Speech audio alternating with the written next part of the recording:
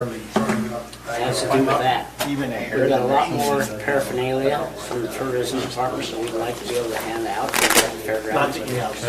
Can they just be somewhere I definitely near, I mean, maybe. Do they want to have a Vertically do they want to have a challenged, for sure. spot where they set up a tent? Or just be part of this? somebody else's that we can, maybe put at the end or something like that. It's just, I mean, we've got space, I can just find out where a space would be. that would be good. I mean, if it was, it's more or less where we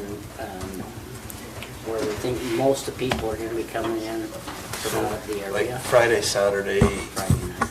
would be, Yeah, Friday after, night. like late afternoon on both days would be the time when you have a lot of people. All right, I will just tell them to look for you. Well, give them my info, give them my contact info, and then I'll get with Michelle Peterson does the vendors there. I'll find out where she's got some extra space. Because they've got stickers and they got a few hats and a few, okay? Yeah, just to give them my contact info. I'll point them in. I'll be over there. We're gonna stay at Como from Wednesday through Have you already Saturday. got it there? What's that? You got your trailer there? Not till tomorrow, but I will have. So Good. we'll be camping out. Makes it more and more to where we need to get some more camping spots over there. Yeah, there's actually, I think Como's gonna be completely full of people attending the fair. That We would have it a lot more than that. they'd have a lot more. Yeah. Okay. Do we want to go sit down here? Sure. Sure. I feel like this is not good. I'd rather sit around the table. You guys okay with that? I like that. Let's pull some chairs up to this table and let's go sit down there.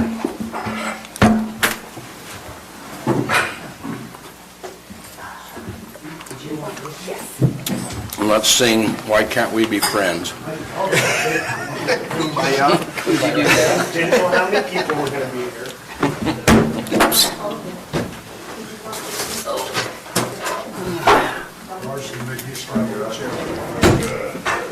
How many of you guys is there? There's 5 of us. I hope I won't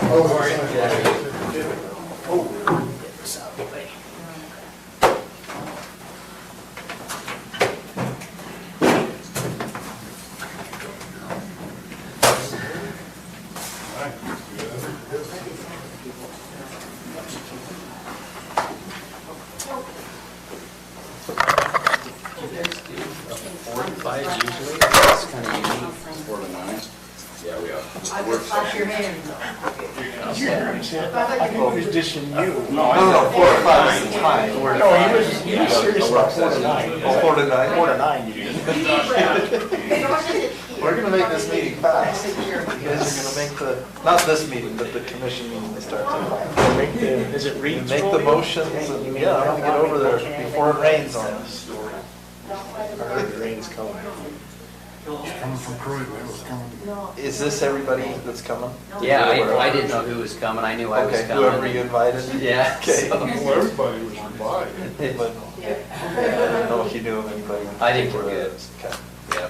And Matt, I know you've had some conversation with Kobe. Do you want to kind of introduce this, or how do you want to go? Yeah, so I've had some good conversation with Kobe on, and I think the biggest concern that we want to do is we just want to have unity in our community. I came up with that just now, unity in our community. You've always been a good rhyme. Put that on some bumper stickers and such. And I think there are different areas of our county that don't feel like they're being heard. And we're asking them to do things that they take a lot of time and pride in doing, and then it feels to them like we don't listen to it, to what they want in their areas. So it's kind of like we separated up into little areas. And different areas have different ideas, for sure, no doubt about it. I mean, Porterville and Nelton are they're probably the most that have the strongest feelings on development and things like that. And so being their representatives, I think. And so we just wanted to get together and talk, how can we make this so it's a unified voice in our county, and people, we don't have meetings like we had that one night. Yeah, thanks, Matt. That's kind of what spurred Matt and I's conversations. One, I appreciate you guys meeting with us. It is nice to be able to do things like this. I didn't attend the meeting with the Line Creek rezone, but I watched it. And it was not the best meeting. And I think we all could feel and agree with that. And the next day after, I just called Matt. I said, there's a lot of contention in the county. Things are happening fast in this county. And it seems like, I grew up here. I know some of you did as well. And Morgan was always that county that, man, it's sure hard to get stuff done. And you guys have held on for so long, and I took it as kind of a compliment that we were this little piece of heaven that did that. And it just seems like in the last few years, there's a lot of pressure coming this way, and you have a lot of residents that have lived here a long time, and residents that have moved here to have what we have. And there's just a lot of stuff happening to where it feels like it's gone ultra conservative to ultra liberal. At least it feels that way. And so it also feels like in the past, when a community or a village gets together and feels strongly about something, that they had a little bit more input, a little bit more dialogue, and honestly it feels like, and I'll back up a little bit, the three of us, Vaughn and Roger, they're 3 of 7 that are on the Milton Planning Committee, us 3. The reason I decided to be on the Milton Planning Committee is we can all complain about things, and the question is why don't you sit in those chairs, or why don't you get involved? And so earlier this year I decided to get involved along with 7 others, and we met several times, and we looked at each other and said, the 7 of us shouldn't be making the decisions for the Milton area. It's a community. And so we decided that it would be a good idea to do a survey and to come up with questions and questions that we had been getting asked, and concerns. And we didn't want it to be a 100-page survey, so we came up with like 10 questions, and I made each of you guys a copy. And we do we're a little late, we do need to give this to the planning committee and submit that. I think they are waiting on us. I told them yours. And I'll give each of you a copy just so you've got it, and I've got it electronically as well.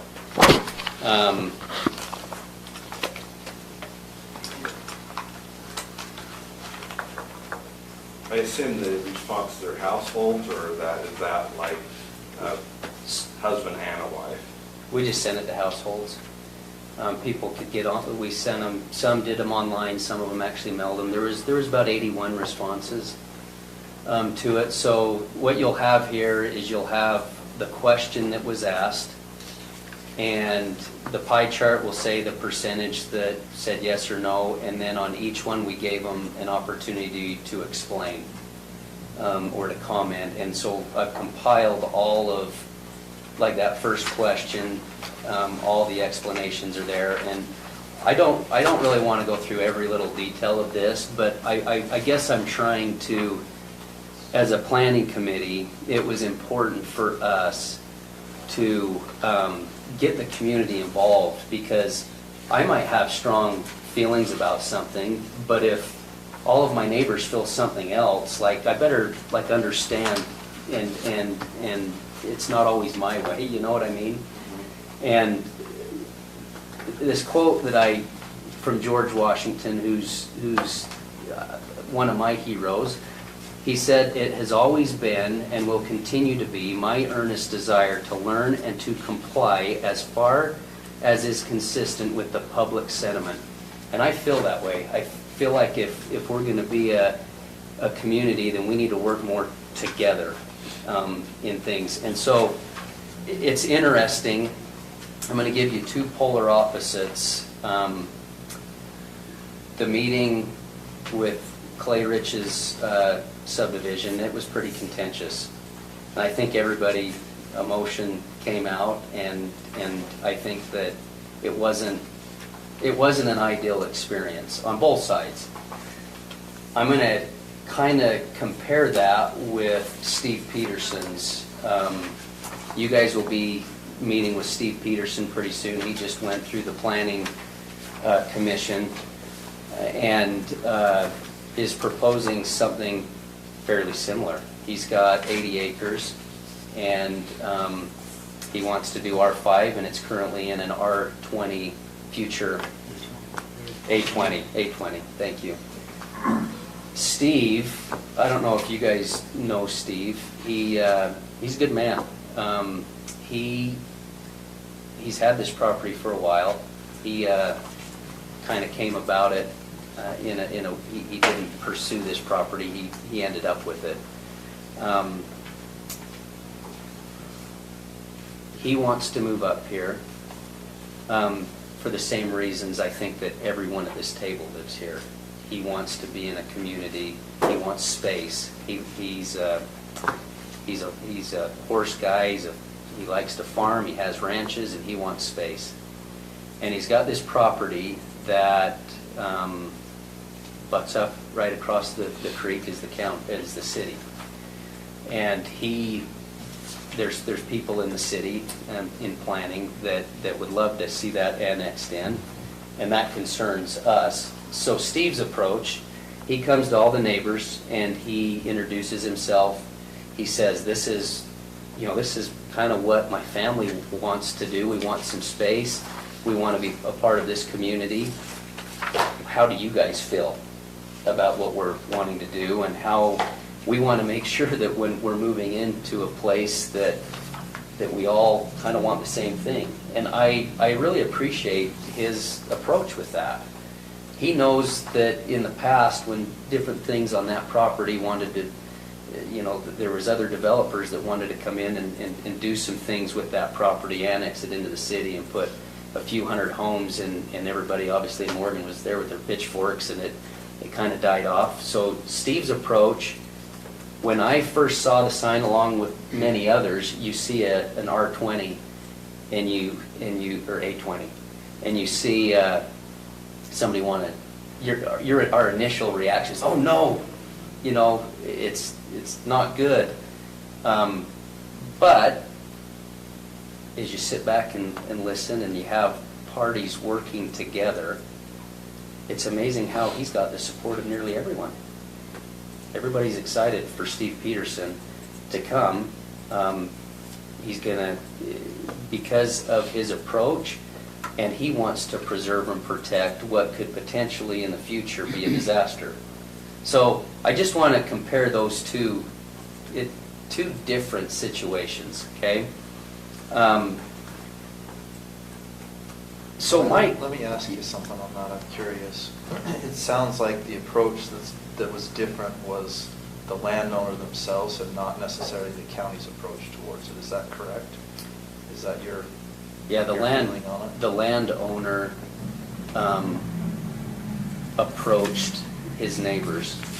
Gotcha. And had a dialogue. He wanted to understand what the concerns might be.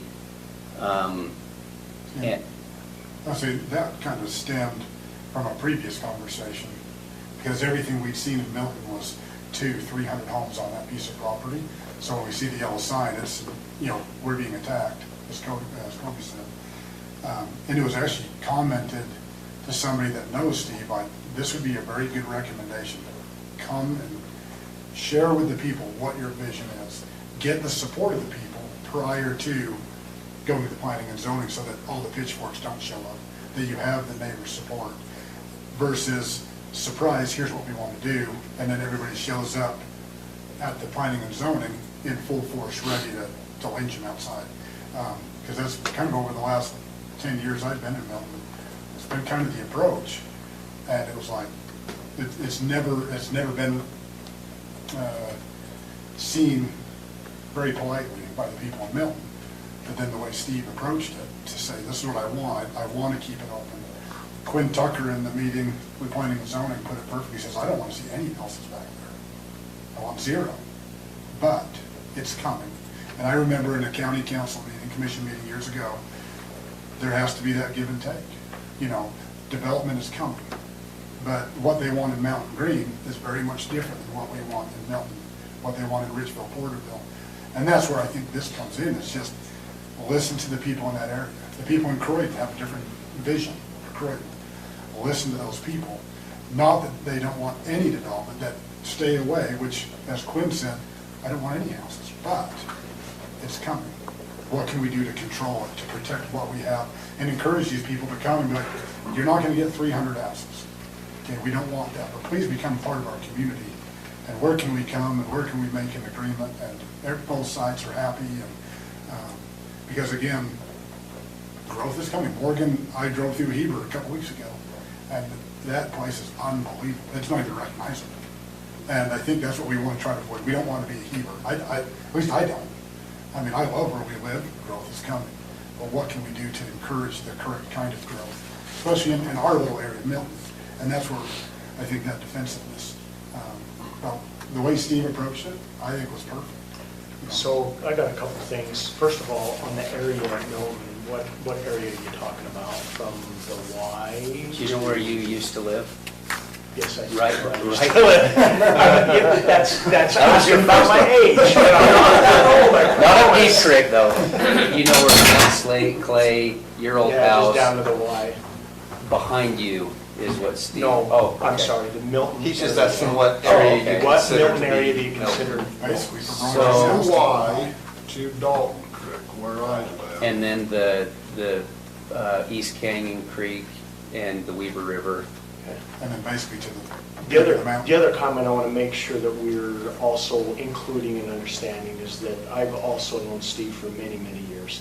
And I stood with him right outside this door, I want to say it was either 15 or 18 years ago. Yeah. He was not always looking to put in RR20 or RR10, whatever he's putting in. Yeah.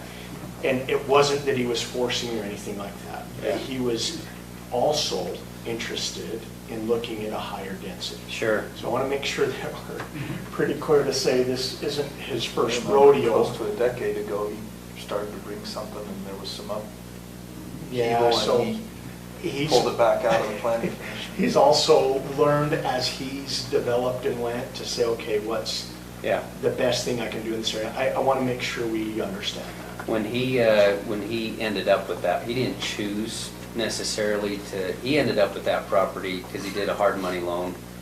And I think at that point, and he could answer for this, but at that point, he ends up with this money, and so obviously he was trying to figure out what he could do with it. And Recoup his investment. to recoup his investment, and I understand that. Because he has enough money now that it doesn't have to pencil for him. That's right. Right, which whole different ballgame. He had Yeah. enough money back then. And he's wanting to come and live here. He's got some other properties, and I guess I like his approach. My father did the same thing when I mean, what my dad did was kind of outside the realm of what people had done along that area. We're in the village center, and so it was a little bit easier, although it took us 3 years to get it done. But he went to all the neighbors, and he wanted to know what their concerns was. And I know as a landowner, if you're looking at the letter of the law, you don't have to go to your neighbors and have everybody do that. But I think that that's a respectable thing to do. Sure. I think that it's amazing when people are polar opposite and have their heels dug in so deep. The second one person says, can we just get together and talk? It's amazing how guards start going down. And you can actually accomplish something. thank you for the water. So my question is, we have the Milton Planning Committee, and it takes our time too to be a part of that. We've met several times. My kids had games and stuff, and I wanted to make sure that I was committed to this. And we'd meet for hours at a time, multiple times, and we're getting the community involved. You'll look at the survey. Milton is pretty united in the way that they envision Milton, okay? My question is, how all the power rests with you five. It doesn't really matter what we think. It doesn't matter what the Planning Commission really thinks. The power is within you five. So my question, and honestly, that can be good or bad depending on who the five are here. How do we, I guess the question goes back to you. I'm asking how can we work closer to where there's more unity? Not everybody's going to get what they want. Not everybody's going to agree on everything, but the goal is to have more unity. And so I just would ask you guys to think about that. If we've asked each area to have a planning committee, and they're taking the time to try to develop their community the way with the public's input, how do we preserve? How do we protect? And then how do we modify? We can't answer everything tonight, but I can tell you, if we don't do that, you're going to have a county that's very divided, and you're going to have nothing but referendums, and those aren't fun. Because when you do a referendum, you have to go door to door, and then you're creating a wedge. You're convincing somebody to disagree and to pick sides. So one of the thoughts I have with respect to that is if your planning effort needs to be broader than it is. You're tending to focus on what the land use is, and particularly controlling the land use of the property owners that are around you. If you were elected to this commission, you'd have to struggle with a number of other variables and things that need to be figured out over the course of time as we plan for the community as a whole. So if you want to keep your zoning the way it is, then I want you to present to me a proposal for how you're going to deal with affordable housing in your area. And for me, it's not, well, you can send them to Mountain Green, although that's not very affordable. Define what's affordable. Well, affordable is something that someone who makes 80% of the average income of the county could afford. And it's really hard to find anything affordable in our community. And we can, I've not advanced a single land use proposal for your area. Okay, I don't want to advance it. But when a property owner comes to us and brings the application, I agree with you, it's great if they can go and talk to their neighbors and build consensus. That's a great approach. As you noted, it's not required by the law. What is required by the law is for the county to respond to their application. And so we have to run it through our process. And when it gets to me, then I'm like, okay, I'm going to look at this in terms of the public health, safety, and welfare. Land use is one element of it. But there are multiple elements that we're required to deal with in terms of budget, affordable housing, all of these different variables, things like that that we need to consider.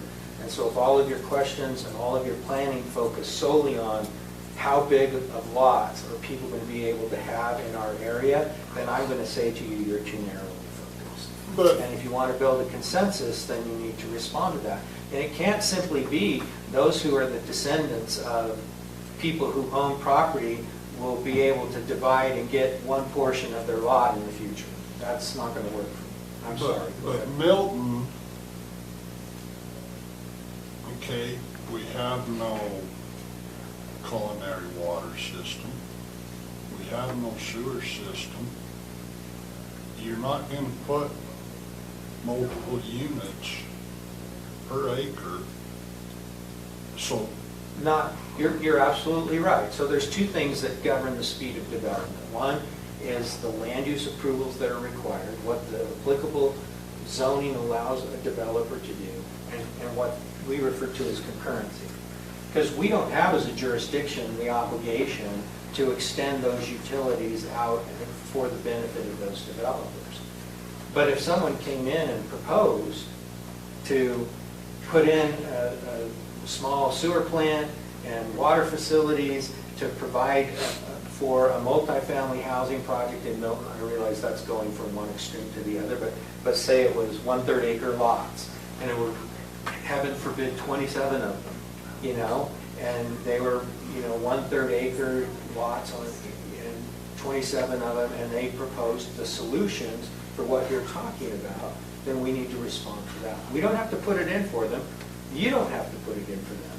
But if they come in and they say, we are willing to do this, then we need to respond to that. I'm not saying that will be approved. I'm simply saying we have to respond. Yeah, I understand that you're looking at it on, is that an area where we should be looking at affordable housing and all of that, but you guys, again, if we have rules and a county plan with ordinances, they don't need to be changed. And if the people want to see agriculture, if you read that, like, they want farming to happen. They do until they don't. Okay, then let's address it when they don't. Well, that's what happens. They sell their property. The developer then comes in and says, I want to develop it, or they want to develop it themselves. And then they're former members of your community or their successor, and then they're going to feel the opposition from those of you who still want to maintain it in the same way. And like I said, I'm not here to develop. I don't care if it develops or not. No, and I see your point, but like when you look at that question about keeping the agriculture, which was a question, it was 99% of the landowners. So my feeling with it is, I don't want to waste time on trying to figure out how to make affordable housing in Milton when it's the farthest thing right now from everybody's minds. And then we don't always have to have affordable housing in every single area of the county. That's something that we haven't even determined yet. Yeah. And the state hasn't come down on us and said, you have to put it in this year. They're dangerous. But they're getting close. Well, when I- And so we yeah. fight it. I mean, if you could see me in some of those meetings, I fight it. I mean, Matt was there with me on one of them, where you fight those kinds of things. Okay, what are we going to do? Because we don't have areas for that. Yeah, And so you got to look at the whole county, and I mean, I have to go along with a lot of what Robert said. You have to look at the whole picture. And I've been looking at the whole picture all along, even though you guys may not think I'm doing that. I love the ruralness of Morgan County. That's why tonight we're having something on the agenda tonight, to try to keep us rural, try to keep us in agriculture as much as we can. I don't want to see it go away. Okay, so can I ask a question? You've got Steve Peterson's approach, which And I don't know what it is. is basically to keep it rural, okay, in an area. Like ranchettes. Ranchettes, You're 5 saying acre R5. minimum, 5 acre minimum, So he's changing A20 to R5, and he's thinking. which is exactly the same thing that Clay Ridge Yeah. requests. But I think that your major... There are different parts of Yeah, Milton, I get that, Well, but your major difference, and this is when you looked at Clay Ridge's, because Clay and I had a conversation right after the planning went on, and I'll tell you exactly what was said in my conversation. I told Cody this. Steve Peterson came and he says, I've got 80 acres and this is what I want. I want one house on every 5 acres. Clay Ridge came and said, I've got 30 acres, I want 5 acres only, I only want to build 2 homes. And Clay goes, why no pitchforks for Steve? I said, the honest truth is the people I have talked to, they don't believe you, Clay. They don't trust you. They're basically saying you're a liar. You have the ability to build approximately 5 homes because you're going to lose some of the infrastructure, right? You say you only want 2. They don't believe you for whatever reason. I've only been here a short time. My relationship with Clay is, hi Clay, how are you? Church or a neighbor. I have no dealings with him other than that. But for some reason, these other people do not trust you.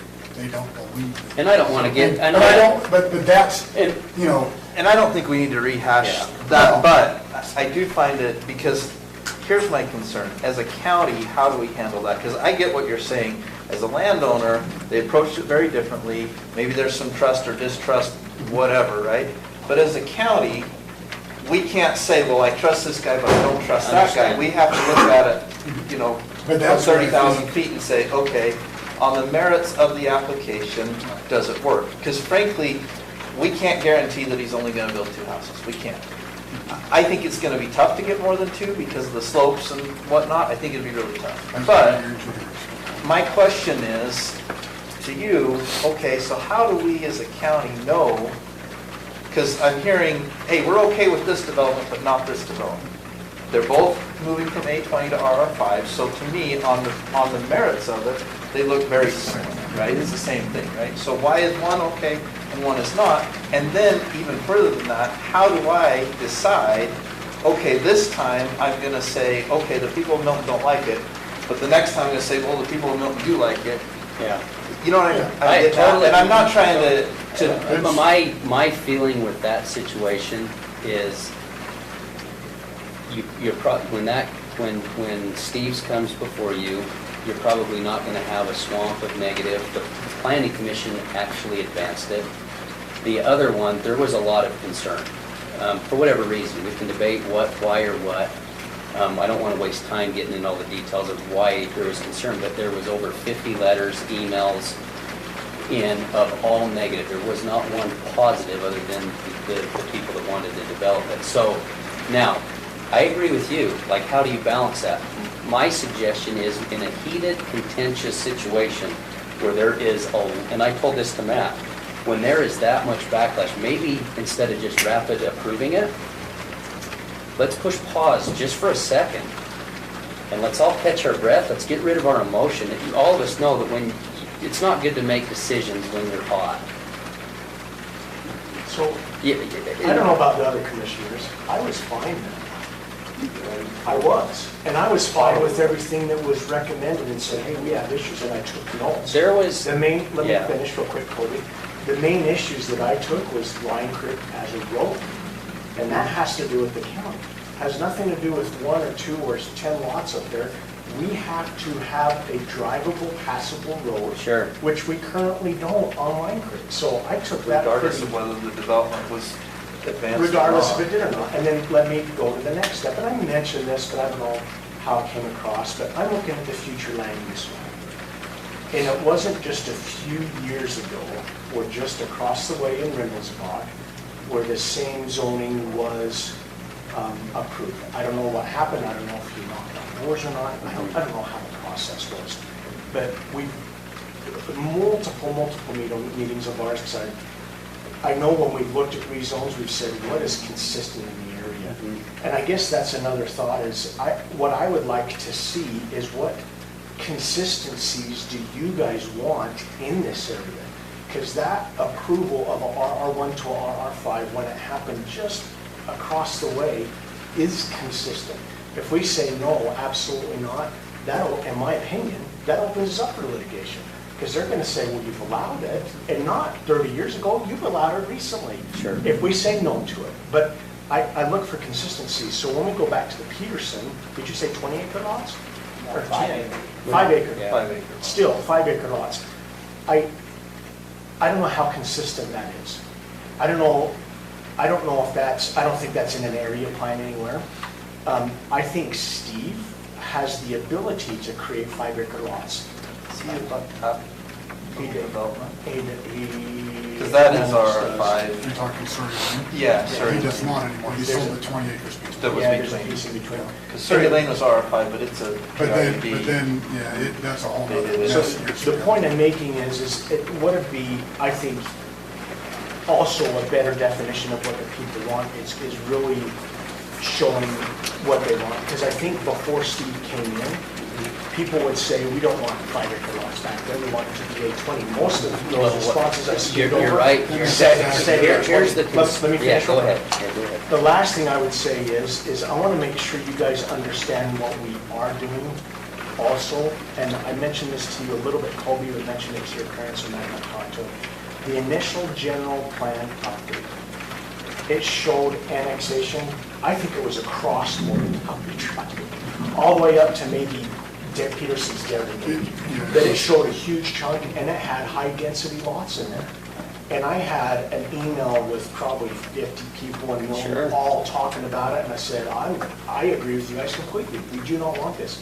So we talked to them, we said, get it off, we don't want it on here, and they made that change. So I also want to recognize and realize the things we are doing also. Okay, so let me call, this falls right into where Steve Peterson comes before the planning, and he's talked to his neighbors, and knowing the potential of an annexation, he's saying that, no, I want to do this, and you've got county people calling him and saying, well, do you want to consider annexing? Do you want to do that? And is this Josh? Jared, Josh is Cook. He's in the meeting after Steve's explained what he wants to do. We still have people that are trying to convince him, well, you could get 200 lots if we annex and do that. I don't like that. Like, I really don't like it. Especially when you've got somebody that's worked with the neighbors, that's going from an A20 to an R5, and we're Is it in the city's annexation plan? It's not in the declaration. It's not in the annexation Sometimes declaration. when they put it in the annexation plan. I was gonna say, I thought they were trying. They had an initial annexation Yeah. plan, and it went more than It one. showed off your Perry Clarks. and- It went more than one property. this is the one you're talking about, got Yeah. pushed back. Yes. Beyond the city boundary, so actually I told them by law, it has to border the city boundary. You can't go 3 lots away and say this can be annexed. So I just have a problem when we actually have somebody that's wanting to keep, like, it was so good. I felt like, what a give and take. It's A20, he wants R5, he actually got support, and we have county people calling him after and asking him to reconsider. I think it's BS. And I think if you, Josh Cook. In the planning and zoning meeting, I spoke up after Josh, And, they opened it back. and Steve told me he got a call saying, maybe don't present this. And I'm not gonna answer because I wasn't a part of those calls, but if that's true, I have a big problem with it. Because, so you can kind of see. Well, why Josh he- isn't here either, so maybe bring him in before we address that. Absolutely. Just because, I don't know that we can, I I know know. the circumstances behind that. And I that's- can tell you that I don't think that was encouraged by any member of the commission to make that phone call. But that doesn't mean that there isn't a reason behind it. Maybe there is. like He's you already, said. he tried to I know. buy high density years ago. Why He would we did, go back to it? Steve again? did try to do that. Yeah, but- Steve did, but I'm just saying, Steve is doing right now what everybody is happy with. And And I that's just great. don't want to see county people trying to convince him to do, and I'm not going to answer for him. He can answer himself. If Josh You isn't can here, talk we to- don't know what's going on. You can talk to, yeah, but I think that's a really important thing just to be aware of. So you said we have all the control, but in reality, it's in the property. I mean, we get to regulate, the zoning is in derivation of the property right. So we get to regulate the public places, and that's all we're supposed to do. If you people in Milton really want to preserve Milton, then look into doing conservation use of such property. So, yeah. Strip off the value. Maybe somebody will help pay for it, maybe they won't. Strip off the value, and then you won't be able to, and we wouldn't be able to cause it to be developed in the future either. Yeah, Steve's actually looking into some options with that. I And mean, that's one reason why people get higher density, because you have to have the density in order to have the value, if you want to take the tax rate. But if you're simply wanting to preserve it, because you want to preserve Milton in its agricultural I mean, status. it's no then you different can do than that. it's no different than a resort. People aren't gonna want low-income housing on their resort. If the people don't want to keep it agricultural, I see it's the same thing. Sure. All I'm Wasatch Peaks saying- doesn't want trailers up there. Maybe the people in Milton want to keep it agricultural. All I'm saying is they could put it in a conservation easement for agricultural purposes, and then those are perpetual. They're done. That means that when you die, Until you buy the rights back. you're, if you can, If you can. you can. We have land that's in a, I'm familiar. So, with it. yeah, so, I mean, you have the ability to preserve it if the preservation of the agricultural. Well, here's another thought though, like, I understand that property rights are as good as the land is zoned for. A property owner can't change the zoning of his property. That lies with you. Nobody has the right to petition. He has the right to petition, but we elect you guys also, it's a balance. We elect you guys so that you can help when the 99% of the people want to keep it agricultural. You don't have to change the zoning. So, no, it's clearly within our legislative discretion. Yeah. You So just have to convince me that it's in the overall interest of the public. and I think that when, And sometimes you do, and sometimes you don't. yeah. I was very clear when I ran for election, if you're looking for someone that will just do what you say or what the majority said, I am not your man. So can I? And that's fine. Can I throw another thought process into this, Colby? And I think this is, hopefully this will all come to a good conclusion of where we can get to eventually in the Milton area. Question number 3 said, would you like to see any changes in the current zoning in future development? And 85% of the residents that you reached out to said no. Correct. So if, I know this isn't going to happen, but just play a little game with you. Mhm. If we were to say we are accepting that tonight, Yeah. we could not rezone for Steve. Right. That wouldn't happen. Right. Another individual who wants to put in 3 lots at the end of Deep Creek.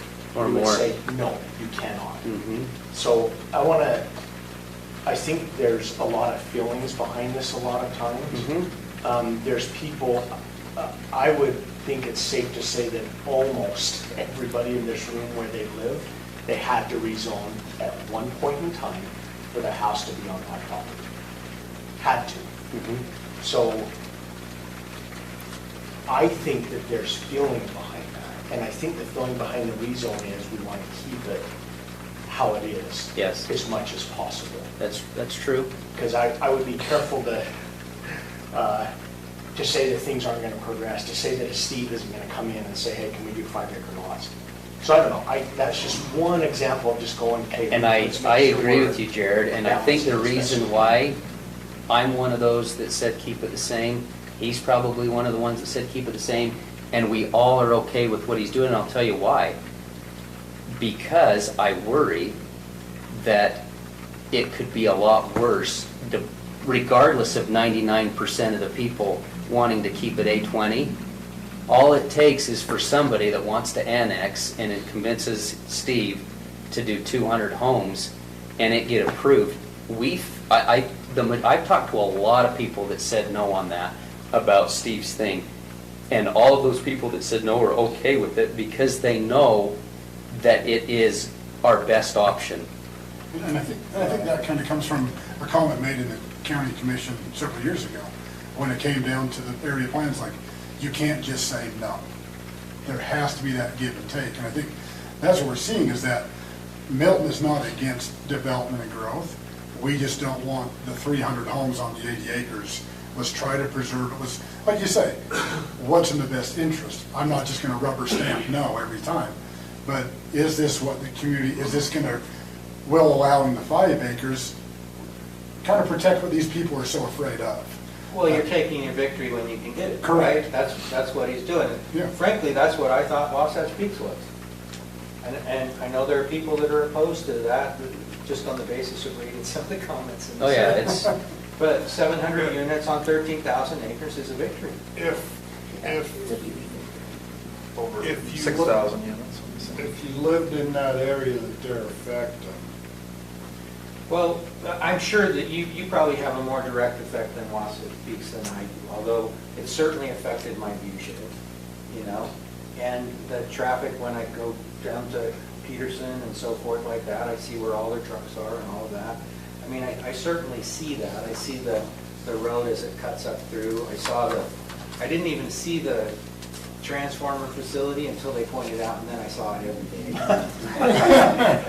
The sun hits it right. We painted it green, okay? and it's, Yeah, well, and I think They're putting some trees in the road. and now I don't notice it anymore. Actually. But I see the ski runs, I can see the lifts, I can hear, I mean, I hear Snow Basin doing avalanche control in the morning, and I can hear Wasatch. We all want to play with explosives. We get Sure. that.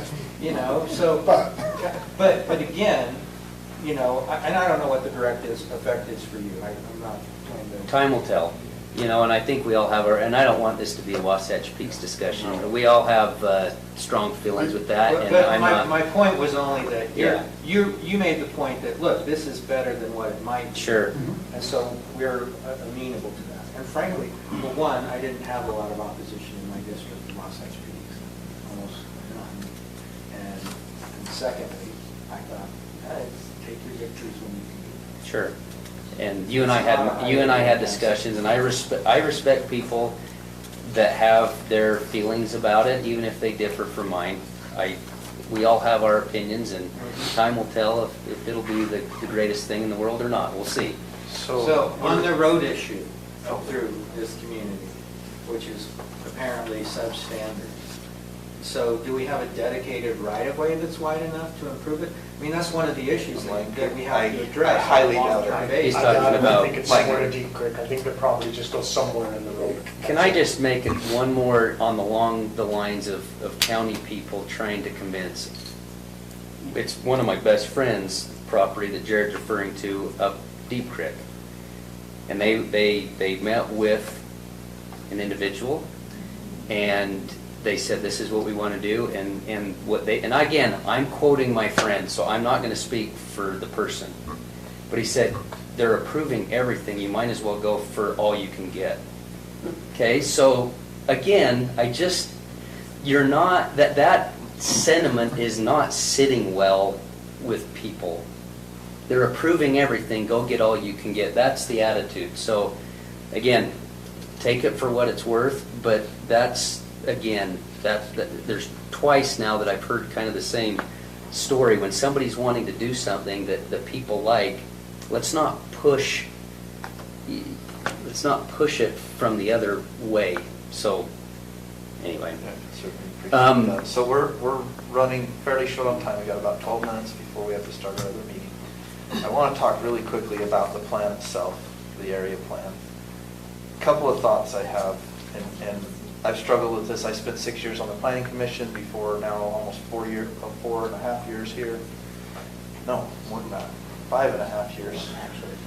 Anyway, and this has always been a struggle because we have a county general plan, we have these area plans, and inevitably somebody's going to come in and say, I want to do something different than what's on the plan. Yep. Right? That's going to happen. Yep. And there's been times when the commission has said, or council has said, nope, if it wasn't on the plan, it's not happening. Yeah. And I found that unacceptable, frankly, because plans change. I mean, I'm sure your life plans 10 years ago are not what they are today, and they'll be different 10 years from now, I guarantee it.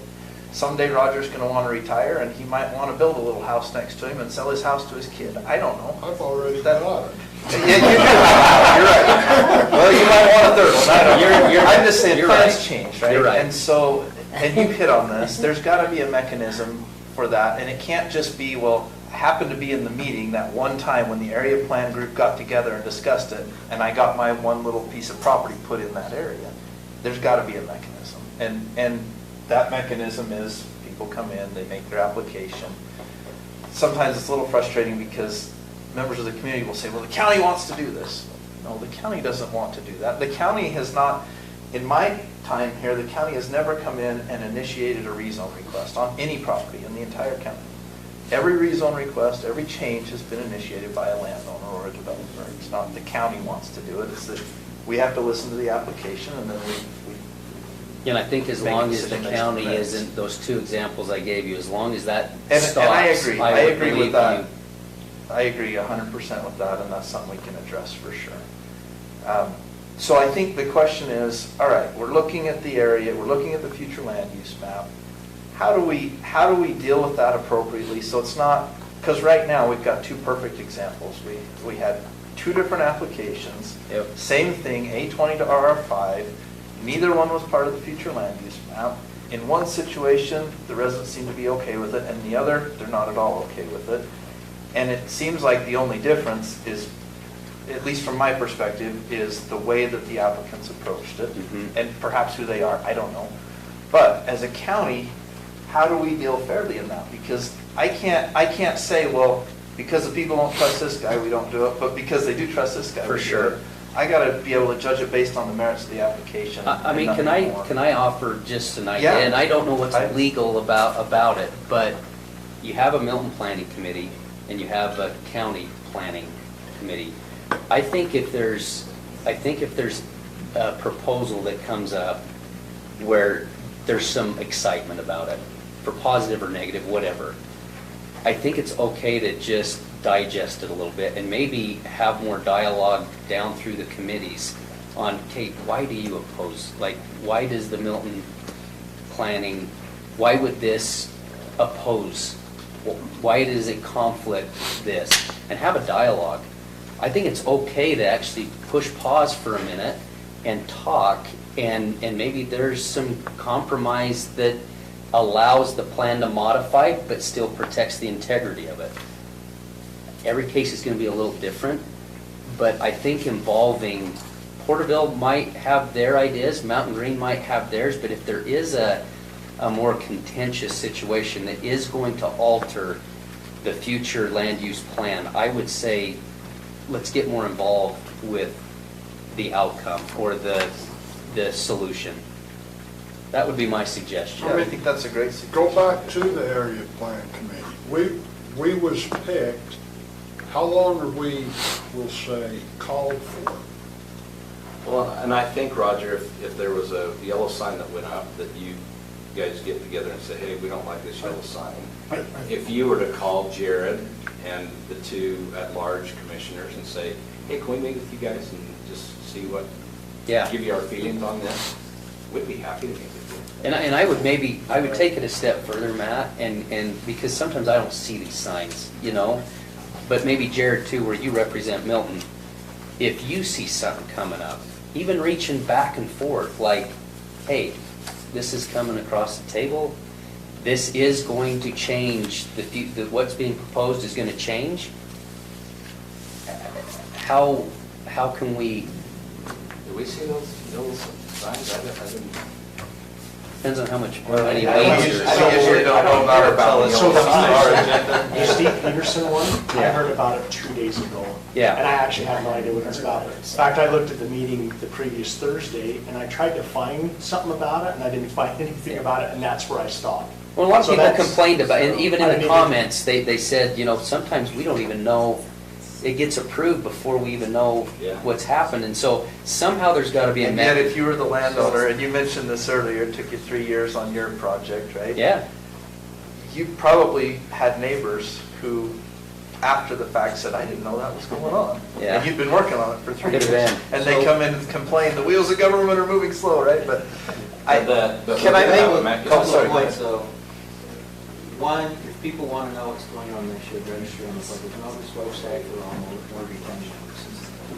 Yeah, the state public I notice. website's pretty get good. so many of them because they update and they change. Well, make sure you're only getting Morgan County. So But if no, you're getting that's every Morgan jurisdiction- County. Yeah, no, it's they a probably good do. recommendation, we They need to be more probably do. proactive in I mean, getting because those. there's no way, and we may at some point have some kind of better communication system.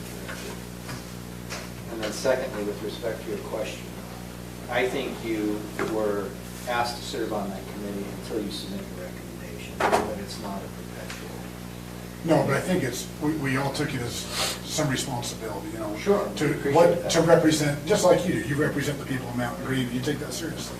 And your Sure. job is to represent them, and whether it's Croydon or Milton or wherever it may be. But I was just Yeah. speaking to that Yeah. question about the duration of. Yeah. I know But- our time's way short. In closing, I would say, if we could continue this, I appreciate you guys meeting. I think this was productive. I think we were able to, I think in the future, in every area, Croydon, Porterville, Mountain Green, maybe we need to come up with a better structure of planning committees getting put in and really having a process to where there's more collaboration before decisions are made.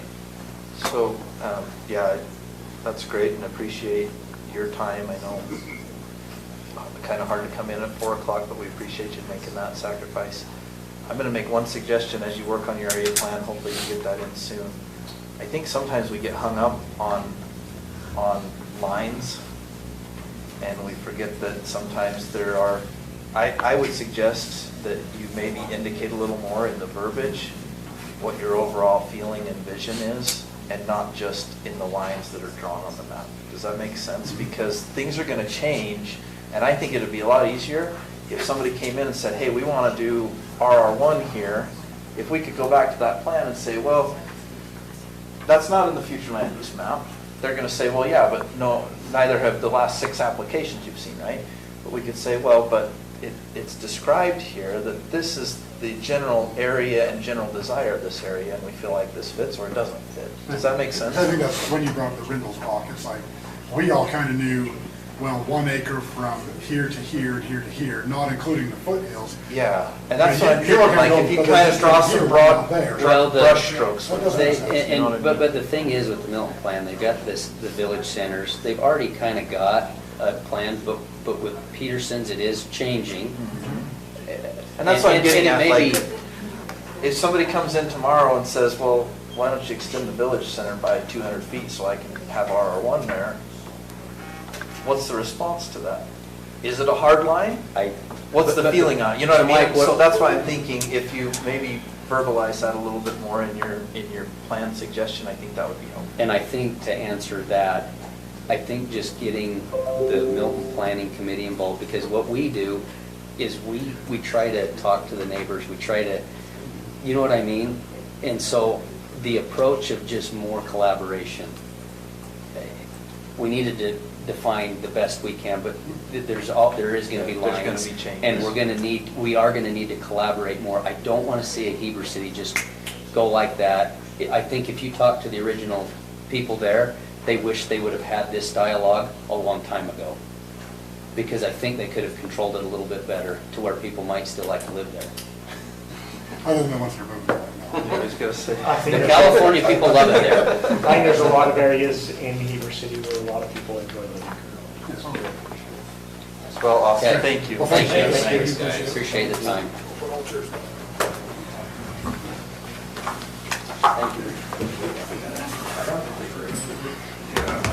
Imagine that. All right. You already need a break. Don't make a fuss. I bet Robert does too.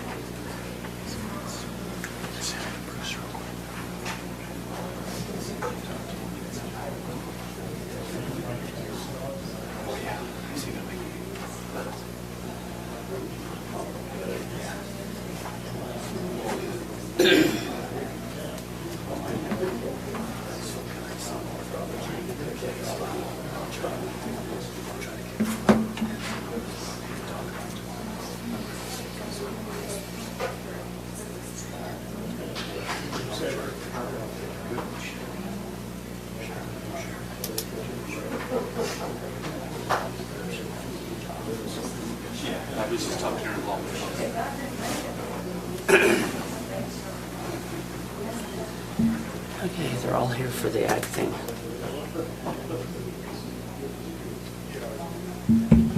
I think if there's interest, it'd probably be good to do like more of a workshop with them and folks so they can answer questions and ask questions and stuff. I was hoping what they would do is get the information, and then, in fact, we might want to relay that, like, get the information, and talk to the people outside. I don't even know who they are. How much time did you tell them? Jason. I didn't tell him you done. So I'm hoping it'll only be a while, a short while.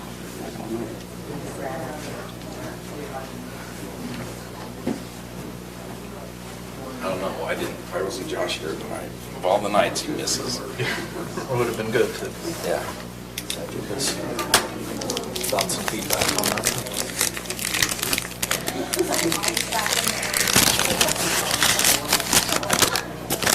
That's not for the first time I've heard that. That's not the first time I've heard that. That he's tried to advance things. So I hope, Well, then maybe we need to just have a good conversation. yeah.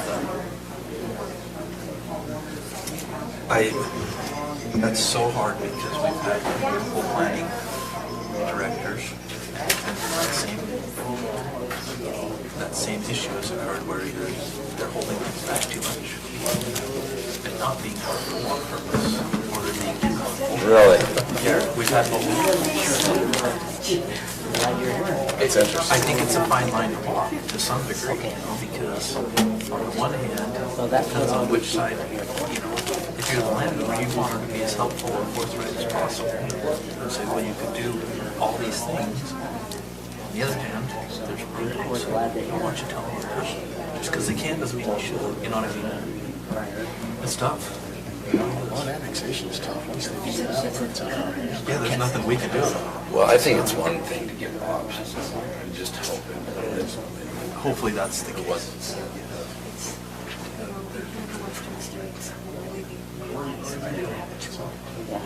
So, all right. Okay, Mike. I don't know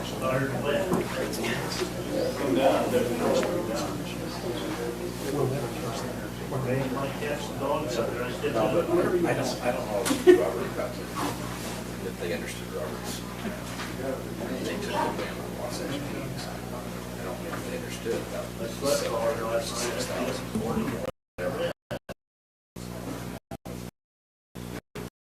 Is that what gives them? Are we all set here? I'm all ready. Oh. Matt, are you good? Okay. Ready?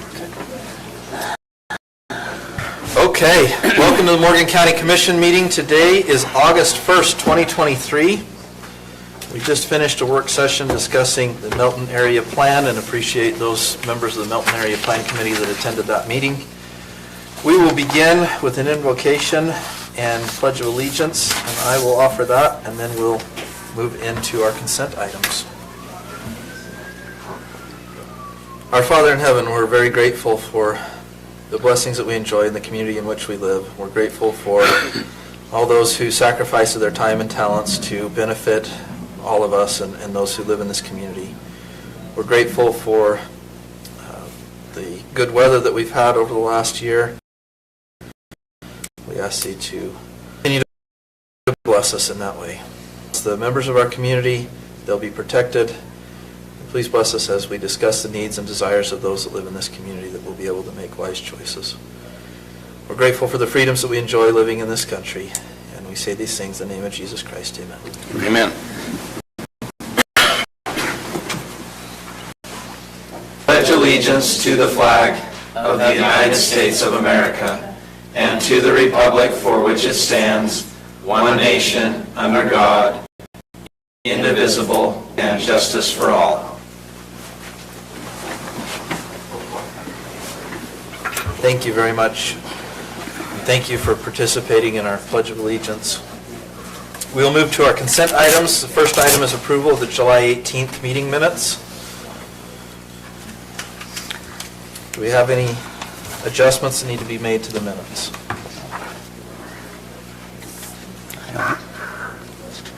I don't. Thanks for sending them out early. Yes, thank you. Yeah, appreciate it. It's gonna work. Okay.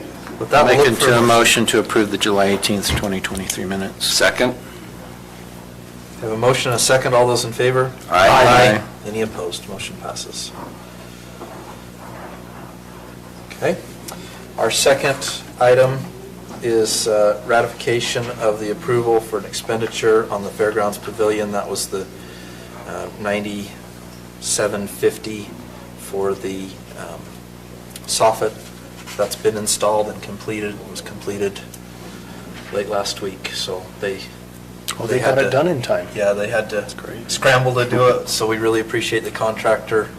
That was Adams Construction Services that scrambled and got that done for us, so we appreciate them. That's great. I'll make a motion that we ratify the approval of the expenditure for the Fairgrounds Pavilion for the soffit. Second? A motion and a second, all those in favor? Aye. Aye. Any opposed? Okay, motion passes, thank you. Declarations of conflict of interest with any commissioners for any items on tonight's agenda. None.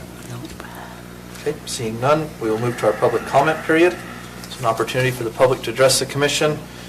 We do not have any, we do have one public hearing.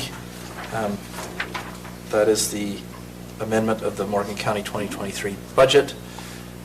So if you have comments regarding that, you can make those comments at that public hearing. Otherwise, if you have any other public comments, now would be the time to make those. What do you mean by public comment? So this is when you could come up and stand up and tell us whatever you'd like to.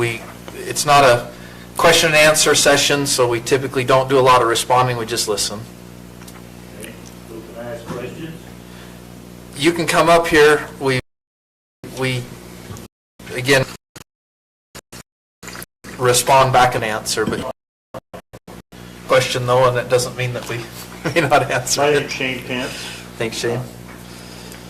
The other day, I was asked to go up to Dry Creek Canyon to cut some hay for a guy. And when I went to go through there with my equipment, I couldn't get through there because of all the people on the weekend. And I happened to notice that two big garbage dumpsters full of garbage beeping out the sides. And I got thinking about that, and I'm just wondering, who pays for that? Who pays for the garbage truck to go up there and pick up that garbage, and it goes up there on not even scheduled days because it's always full of garbage. So I found out that Morgan County pays for that. And I have to pay to have my garbage picked up. I don't have to. I can choose not to pay it and take care of it myself. But I pay my bill to have my garbage picked up. 99.9% of them people that put that garbage in them dumpsters do not belong to Morgan County. They don't live in Morgan County. Why is the county paying to have that garbage picked up? That's my gripe. Can I just ask one thing real Yeah. quick, Chair? Where is Dry Creek, just to It's help? a Taggart exit. Got it, thank you. So he's talking about the garbage bins at And there's Taggart's. also portable toilets there too, and I presume the county pays for that also. I don't know, I just don't think it's fair that we should have to pay for people that don't even live in Morgan County's garbage to be picked up and pay for them to use the bathroom. I just don't think it's fair. So there's my gripe, sorry. Thank you, Shane. Thank you.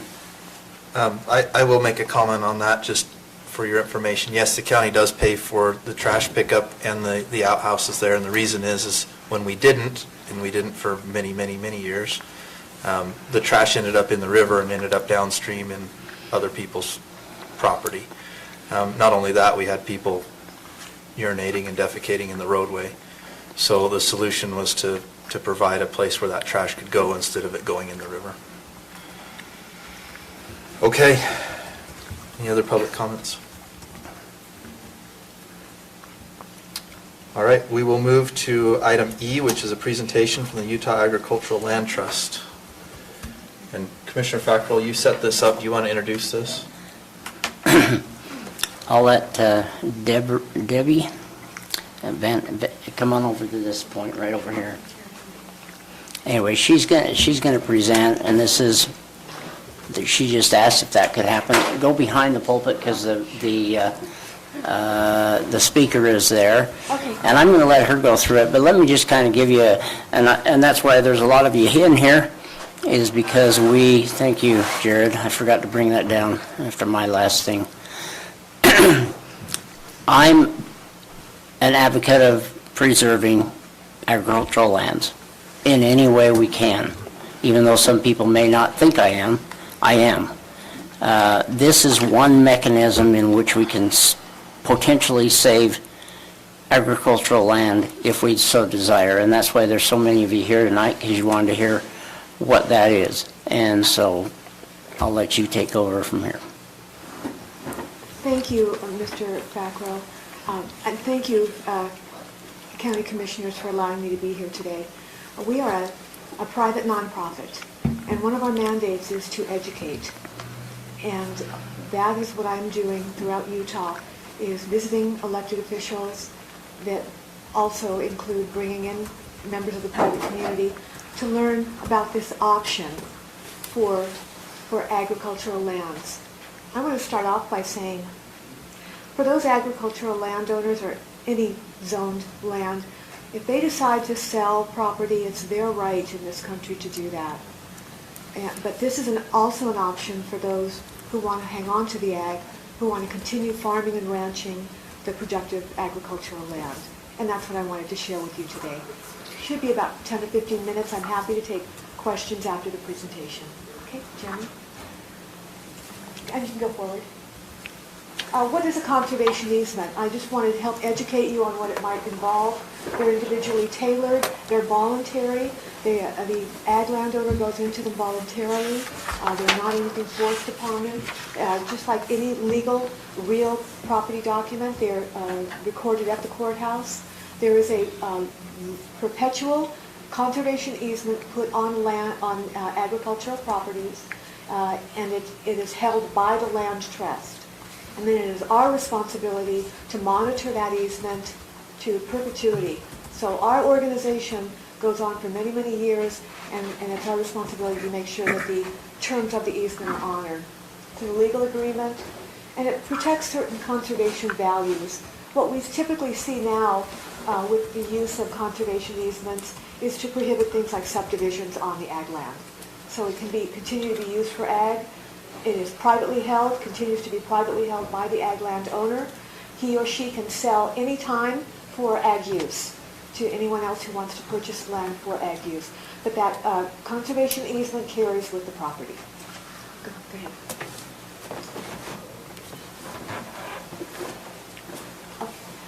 It's to protect significant natural ecological resources, and we see agriculture land as an important natural resource in Utah and all of the western states, really. This is going on throughout the West because the development pressures are becoming significant. And ag folks who want to stay in agriculture kind of recognize that, so this is an option for them. It can also protect historical resources. I'm working on a project now that was a site of Shoshone activity. And the Northwestern Band of Shoshone and the Brannock Creek Band, I believe, walked that property for the last 500 or 600 years. So there's that historical significance to the property. Also, structures on the property, historical barns, that type of thing. Public access can be determined by the ag landowner. It doesn't have to, it can happen, but it doesn't have to. It can remain private. Go ahead. Oh. It protects significant private features of that ag land, as I mentioned. And go ahead. In Morgan County, my research has shown that there's about 250,000 acres in agriculture. This comes from USDA, by the way.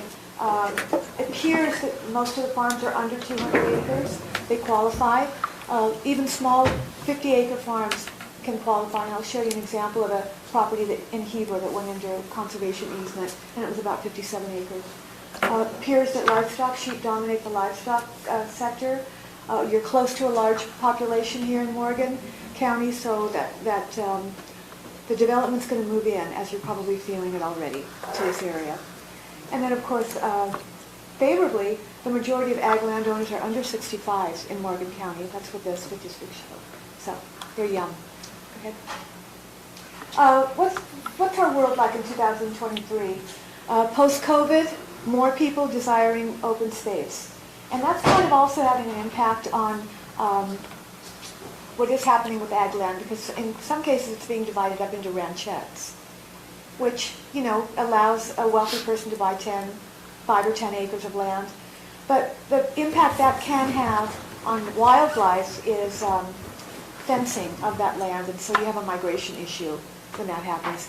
Again, that's the choice, and you've got many urban folks wanting to come into Utah, Colorado, Montana, and buy these larger properties because they are leaving the urban centers. So that kind of pressure is coming on. I think more people, even in the urban centers, are seeking farm to table. I know that many in the ag sector and many here recognize that they could go direct to the consumer, for whether it's for beef or pork or lamb or even for fruits and vegetables, because that's really becoming a very sought after thing. And that's a good sign for agriculture. Seeking more locally grown. A concerning thing is so much of our beef processing is foreign owned now. And we'd certainly love to see more Americans, more folks in the West, those coming into Utah from other areas, wanting to buy local beef and local pork and local lamb. And those sales channels are developing. If we can just see more processing facilities in our area, because I think they're quite backlogged. A large part of the pork is foreign owned. That impacts food security. So advocating for agriculture is an important thing. Go ahead. Does your land qualify? It needs to be a significant farming operation to qualify for a conservation easement for agricultural purposes. It doesn't have to be enormous. It can be, we're finding that in Utah, unlike Texas, where properties could be 10,000 acres average, they're more like between 50 and 200 or 300 acres in our state, but by the nature of the state, we're smaller. For smaller parcels, what is valuable for those interested in helping an ag owner putting in a conservation easement would be scenic and open space potential. In Cache Valley, a woman has 8 acres of property on the highway. That's got the scenic value. Even though it's tiny in terms of ag land, there's scenic value to that land. And so that would qualify for a conservation easement. Greenbelt, again, along roadsides. It might be long and narrow, but it has that appeal because it is close to major highways and preserves scenic view. Waterways, if you've got riparian rights on your property, rivers, creeks, that kind of thing, that's very valuable. And then, again, I mentioned historic value, and then wildlife value on the property. In places like Box Elder, where you have cattle ranching operations, and manageable fences for the wildlife, 42-inch fence with open spacing. That's a very attractive thing for the foundations. The reason I'm saying attractive for who? For the funders who fund the conservation easements. So we get our funding from public sources, and I'll share more about that with you in a moment too. But wildlife on the property, mule deer, elk, grouse, any of the number of wildlife we have in Utah, if that resides on the property, that's a very favorable thing to them. Okay, so the farmer or rancher is basically selling development rights, is what he's doing, he or she is doing when they decide to enter into a conservation easement on their property. And I'll just, as an aside, this process takes about 2 years. It doesn't happen quickly. It's not free. There's costs associated with it to the ag landowner. But they're basically selling their development rights, or they're donating them to the land trust. Or there's a combination, and I'll show you an example of that in a moment too. Again, this whole presentation is to simply educate you on how this works. The landowner is paid by the land trust to keep it in ag, and then the land trust, our organization, monitors it on an annual basis. We have the right to come on property, and hopefully the relationships are very favorable and friendly after 2 years of negotiations and working together. That we come on property and just confirm that everything is pretty much as was when the documents were signed. As I mentioned, you can sell for ag purposes only once it goes into conservation easement. Okay? Let me give you an example. So, the developable value of a property might be $2.7 million. An appraiser, an independent appraiser, will go out to the property and will do an appraisal on the property for development value. And we all know what he'll base these things on, just like our homes. If you live in a city, if you have commercial close by, schools close by, You know, it all raises your value. Same thing for ag property. If you've got services nearby, if there's a large population nearby, and they recognize that it's kind of pushing into that area, there's probably going to be a high price on that ag land. I mean, on the developable value for the land. Then he's going to look at it for ag land only, and he'll do his ag calculations. Many of you may have already had your ag lands appraised, and he'll simply calculate it for its ag value. The difference is the conservation easement value. Okay, the undevelopable value, or the value of the easement is 1.2 million. It's the difference between the two. It's a pretty simple calculation, and that is the money we have to come up with if we are going to buy your development rights. So that's how it works. It's not complicated, but that's what the dollars look like. That's how it breaks down. Okay? So the value of the easement is 1.2 million. Go ahead. So, talking a little bit about donated easements now, and what the tax benefits are, the federal tax benefits are for an ag landowner to donate the easement or part of the easement. So keep that 1.2 million in your head.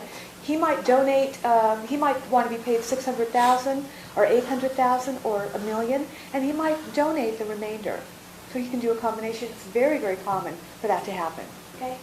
Up to 50% of his adjusted gross income can be deducted from federal taxes for 15 years. All right? If he is a lifetime rancher and farmer, full time, we're not talking about somebody who comes in from the city and buys the ag land and is doing it sort of as a hobby. That person would qualify for the lower level. But a full-time farmer rancher would qualify for 100% of the adjusted gross income as written off on federal taxes for 15 years. So it's it is a generous tax benefit, federal tax benefit. And if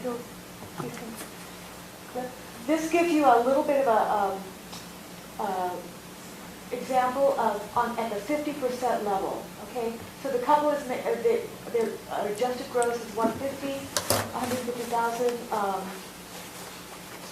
Federal taxes, they're going to be able to deduct 50% of that for 15 years to the 1.2 million. So they might reach it earlier, they might reach it later, but it's only going to go to 15. It could go to 12 if they reach the easement value. Okay. So that's the federal tax benefit for donated easements. That would be the benefit for the portion that's donated by the ag landowner. If he donated 600,000, he would get that benefit to the 600,000. Go ahead. This is an estate planning chart, and this shows you how parents can pass the land down to their children, and by having an easement on the property, it can reduce their federal tax costs. So this is a Texas slide. So we're talking large acreage, big numbers. The value of the ranch without a conservation easement, both of them with or without, is $34 million. This is the exclusion that the parents can jointly deduct when giving property to heirs. It's now 12, I believe it's 12.9 million per parent, so it's 22 million for both of them. If there is if there's an easement on the property, that's a pretty large price, 11 million. That's also deducted from the taxes that the children are going to have to pay on the estate. Here it remains about 11.6. Here it's been reduced to 380,000. There's a significant reduction. If there's an easement on the property, I mean, think in terms of Utah, we're probably looking more like $1 million, $2 million, in that range, 900,000 to 2 million kind of thing. So you're not talking about 11 million, but it still gives you an idea of what the tax savings can be for your children. Okay, thank you. In Heber, Summit County, an ag landowner recently placed 57 acres in a conservation easement. The easement value was $3.7 million.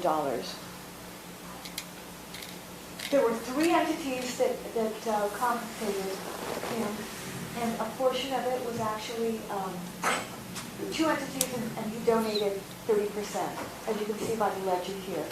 Wasatch County Open Space Fund, and I don't know if, we just created one in Cache Valley. I live in Cache Valley, and we created an open space plan, and it's going to be funded by property taxes. It did pass in November. It's a $20 million bond. The similar program, they donated almost $800,000 to pay this rancher to put the property in a conservation easement. Utah Open Lands, a very well-respected land trust based in Salt Lake City, they brought in almost 1.9 million to pay him, and then he donated 30%, which was 1.1 million. So he will get that federal tax break on the 1.1 million. So that's kind of how that breaks out, which just occurred in the last 6 months, I believe. So that's a combined funding approach. Then you also have ranchers and farmers, particularly ranchers who want to expand their rangeland, and they'll want to have that whole amount to come into them as cash. But remember, that's ordinary income. So when you get that $2 million, you'll have to pay your taxes on that. Okay? So the benefits of a conservation easement: ag land remains productive, livestock and cropland. Natural resources are supported. You know, there's becoming a real understanding that agricultural land is valuable for its benefits, and it's a support of our land. Groundwater is replenished. Dirt absorbs a pollution, so there's carbon sequestration because of land. Open spaces benefit, wildlife benefits, and food security is probably enhanced, I think, by having our ag lands stay productive in our country. Okay? And I want to just tell you, this is my inspiration. My grandfather was a dry farmer in northern Montana, up near Canada. He raised cattle, and he grew wheat and barley. And I have a love for the land, and I have a love for Utah, and I don't want to see us lose our ag lands. I think they're very important. And that's my presentation. I'm happy to take questions. I got a question for you. Thank you for the presentation. That was amazing. And as you can tell, there's a lot of interest just here tonight. I'm sure there's many more that are interested in this.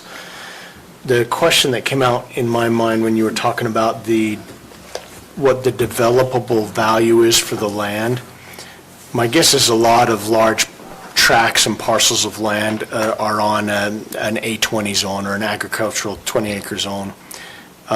There's potential for developing that property to a smaller zone. There is potential, but how do you base that developable value of that existing property? How do you base that off the current zoning? Appraisers are experts at that, but as I mentioned, for any of us who have a home, we understand that when they're looking at our home that we're going to buy, they're looking at the neighborhood, they're looking at the services around it, they're looking at the value based on its location, as opposed to a remote home that's far away from everything. You know, the values are going to be different. So I believe that value in Morgan County is going to be pretty high because of the growth of Summit and Weaver and, you know, the whole Wasatch Front. Yeah.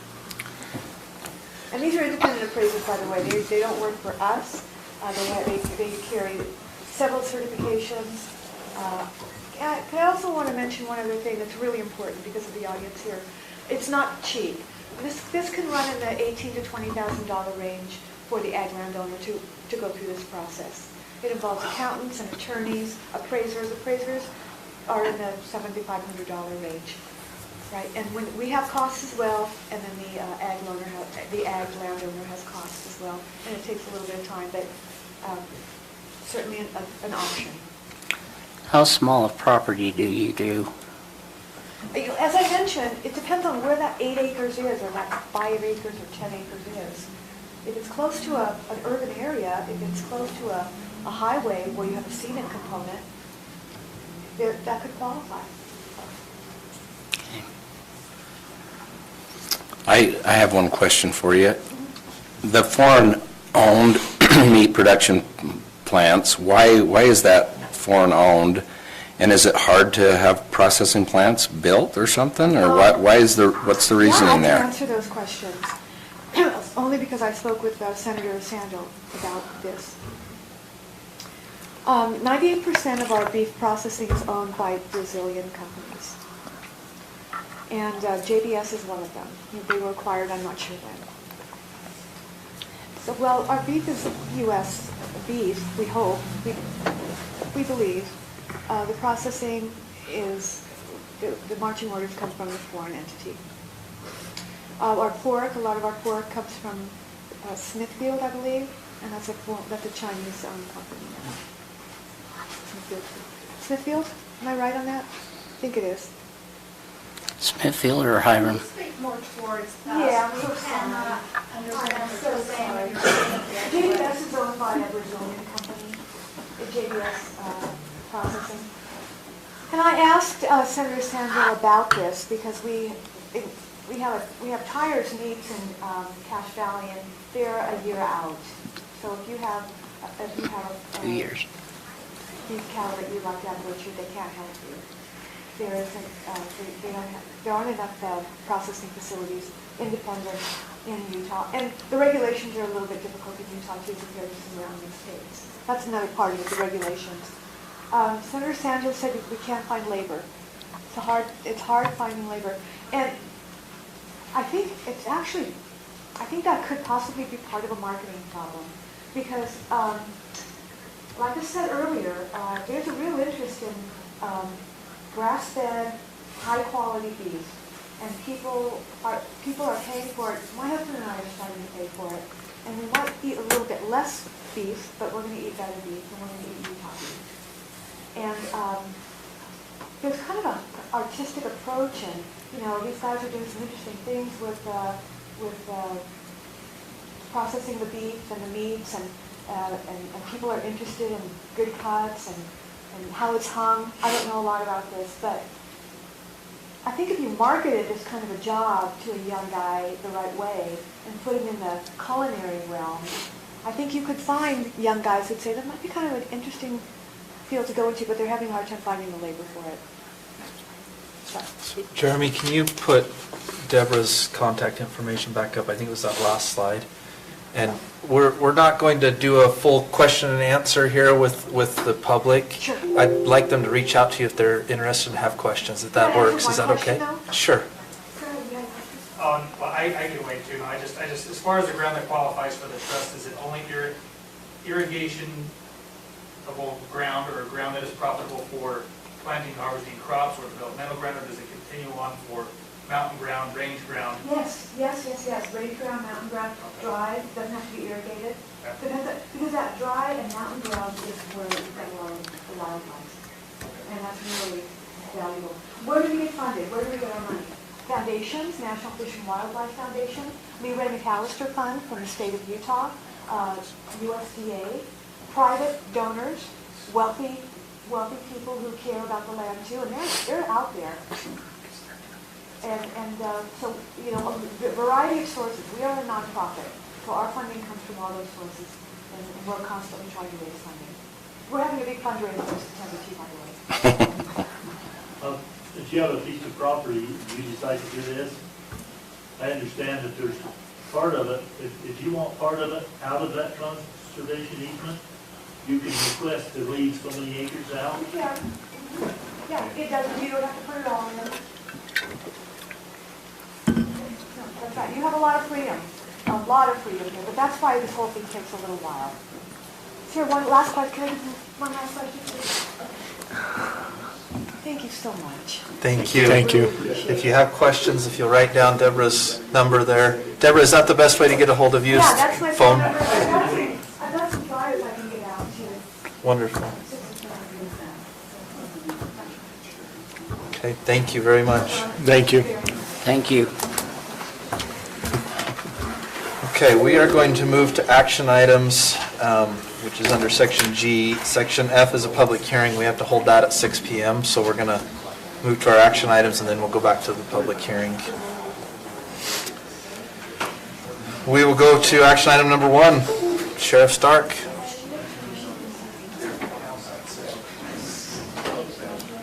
All right. Okay, since 1999, when the Columbine crap happened, we've had this tremendous amount of people and citizens wanting more officers in schools. Currently, our rate for our deputy in our school is $30,000 a year. That's what the school pays us. The school is asking us, and we're in conversations, it's not even, nothing's been said or done yet, other than just talk. They're wanting a deputy in the high school, one deputy for the middle school and the elementary, and then another deputy for the other middle school and elementary. They're proposing they can come up with $150,000 extra. However, I know that the cost of a deputy and their wages and their patrol car and get them outfitted and benefits is about $150,000 for one. Now, I don't know where we're gonna want to kind of split this a little bit, how we can split it a little bit, because I know our deputies are only in them schools for about 9 months of the year, and in certain circumstances we do pull them out for other things that are happening. And so, on behalf of the school board, that's why I'm here, just starting a conversation, seeing what we can come up with, and seeing if we can start throwing some numbers around. So one thought I had when you were talking about that, and we've mentioned this a couple times in the past year or two, but I think it'd be best to evaluate it as close as we can to real costs. And so, we did that as something as simple as renting a field from the school for our recreation kids to do their sports on, which we do. And we tried to realize those costs as best as we could. So I appreciate that the schools are wanting that. I think it's amazing, and I think it's warranted. I think the schools are getting pressure from the parents, as am I, but the schools are wanting it as well. And of course the legislators. They've actually passed a law last year where during school hours I have to have an officer within 6 minutes of any school, which is fairly easy to do, especially here in the city, or I just have to have a Mountain Green card. Yeah. We've got that covered. I guess my initial thoughts is we need to have real costs for them to be there.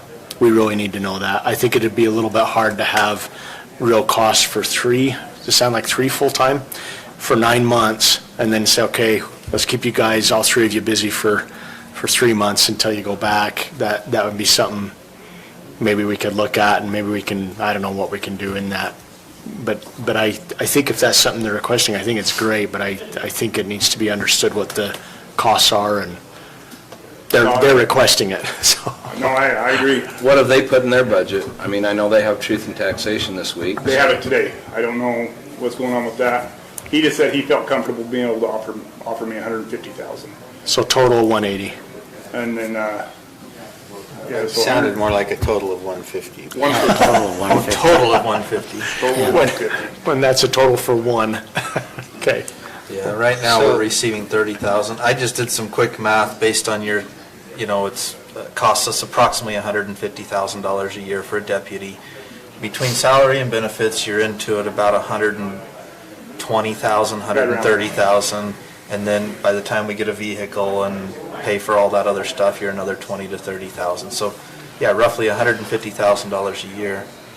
That's $12,500 per month, and that's the amount that we incidentally charge the city.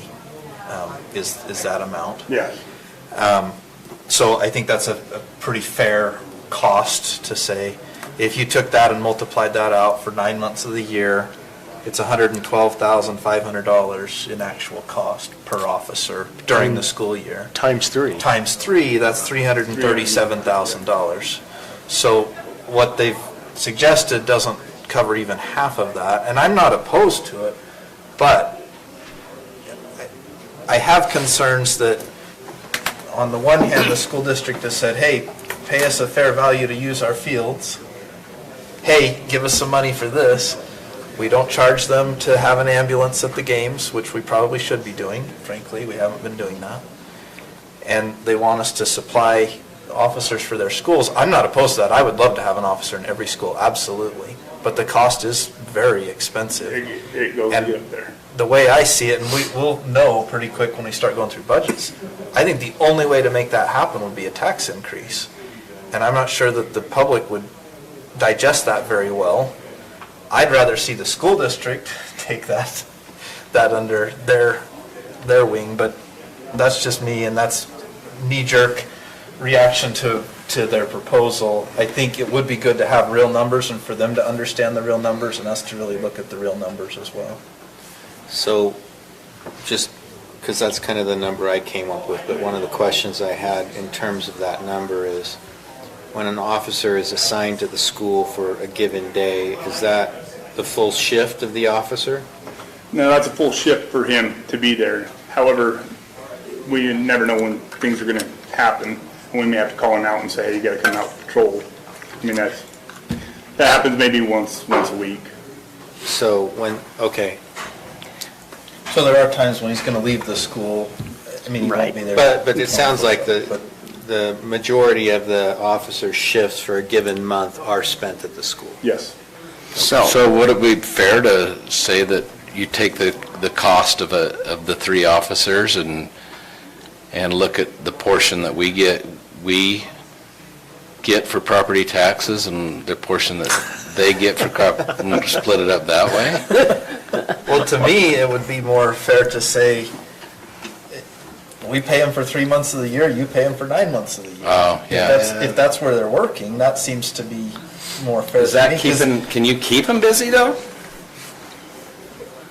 In the months that they're not there? Yeah. Yeah. Oh, yeah.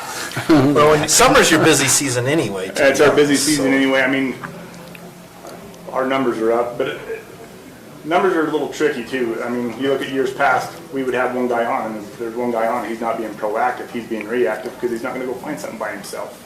Now we've got a couple guys out every time, and they go out and find something, they go dig something up. Another thing, I have one of our deputies right now, he goes down to the strike force a couple times a month, and if we was to be able to pick some other people up or another person or so, during the summer months, I would put that guy and let him just work down to the strike force every day. That'd be his shift. I mean, we're paying into it anyway, why not let him go down there and learn and get the benefits from being down there? What is the And strike force? I like that. I think the one benefit that Commissioner McConnell brought up, maybe we can quantify that, even though it's an extremely small portion, but we could say, hey, to know that we've got these officers, and if we absolutely have to have them, to pull them once a week for an hour or two, maybe we can include that in the calculation. I have a question, and I don't know if this is what Robert was getting to. Okay, they're in school approximately 7.5 hours, 8 hours a day, because I was there. Okay, you're having your officers work 86 hours every pay period, yeah, every 2 okay, weeks. so the days that they're off of school, or in those other... They'll come patrol, but they don't just go to the school, they also come up and follow buses. They'll follow the buses around, they'll go to the routes, because, I mean, you guys probably got some of them complaints of people running the bus. Oh, yeah. Stop signs. We can't catch them all because there's a ton of buses, but we do have our guys come up and just follow the buses around and make sure that that's... Well, and they're going to school activities after hours. Okay. I mean, it's not I mean, during school I was hours. just trying to determine, okay, so in essence, it depends on how much the true costs are going to the school board, school activities of that officer compared to community efforts or whatever they do in your normal duties. So just one of those true costs. And then we can work with it and discuss it with the school board. I mean, and then running the numbers for summertime, if we were to pay them for 3 months and the school pay them for 9, 3 officers for the 3 months is about $112,000. But, yeah. You know what I mean? Just throwing those numbers, if we were to just divide need it to that budget- way. I just budget think, for it. well, Sure, we're already covering at least that much, because we've got an officer that we're covering that's going to the schools now that costs us approximately $150,000 a year. And they're only the paying school 30. district is paying 30, so Okay. we're essentially paying a little less, or a little more than that right Yes. now. If they were amenable to going that direction, trying to share the costs that way, it wouldn't cost us anything extra. And maybe we can work something out so we share a little in the cost of it. I'm not opposed to the county sharing in the cost, but if we were talking about just the county covering everything else, that's a lot for us to come up with. That's a couple $100,000. Last time we had to come up with $300,000 was the last time we increased taxes, and that was a significant increase. If they have some Parks and Rec employees available, I'm sure Brett would take them too, if they want to give them to us for free, so. There you go. It could go both ways. I don't want to be rude at all, but it could go both ways. Yeah, So it could. let's just be real with the costs. Yeah. Cool. So, I guess next steps, do we have a meeting between us and the school board? Yeah, to I kind would of think discuss so. it? I mean, Do that? I'll run and talk to him again. Okay. I'm talking with Andy, so I'm talking with. Okay. I can talk to him again and say, our number's too far off, we need to talk, try to come up with something. Or maybe we don't do another 2 officers, maybe we do 1 more, I don't know, but. Well, and even at that, there's gonna have to probably be a little more Yes, cost yeah, sure, sharing to oh, make sure, that sure. happen. But I think what'd be helpful prior to that meeting is if you can just put together those numbers, and maybe 150 is pretty precise, I don't know, but. I think you're, I think it's As 150, precise between as you 150 and can. 160, I believe. I think a good measuring stick is exactly what we're charging the city, which I believe is at 12,000 Yeah. a month. And then we could use that as kind of the basis for the discussion. Does that sound fair? Okay, Okay, I'll get working on it. cool. Okay. Thanks, Corey. All right, thanks, Thank guys. So Corey, I have one more question. I've heard that you're down a few officers. We're down 1. Just one? Oh, okay. I just thought maybe a couple of And them this might one actually quit. is not because of pay either. I know, he didn't want to work nights. Nights and weekends, And holidays. he's retired, so I can understand Yeah. that, so. Okay, so it's just one, not Yep, 2? Just 1 right now. Okay. Well, we're down to animal control, but. Oh, you're down animal control now too? So Okay, we have an interim identified. Yes, we right? do have an interim identified okay, for that position. all right, appreciate it. I didn't know that. Yeah, all right, thank you. Thanks, Corey. Okay, Jeremy, we're gonna move on. Let's see. Yeah, we'll move on to yours. Depending on how long this goes, I may cut you right off at 6 so we can move to the budget hearing, but we'll try to make it in between your 2, or maybe we can get through both of them, I don't know. Well, thank you, Mr. Chair. Action item number 2 on tonight's agenda is for application number 23.020. This is CW Land Co. requesting preliminary plat approval for the Rome commercial flex space units and their preliminary plat, which would create 14 commercial flex space condominiums.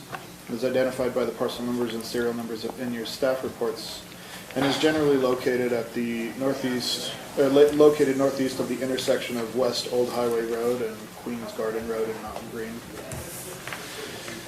Simply enough, staff has reviewed this project and finds that it meets all minimum code requirements. There are no fire or engineer comments for this item.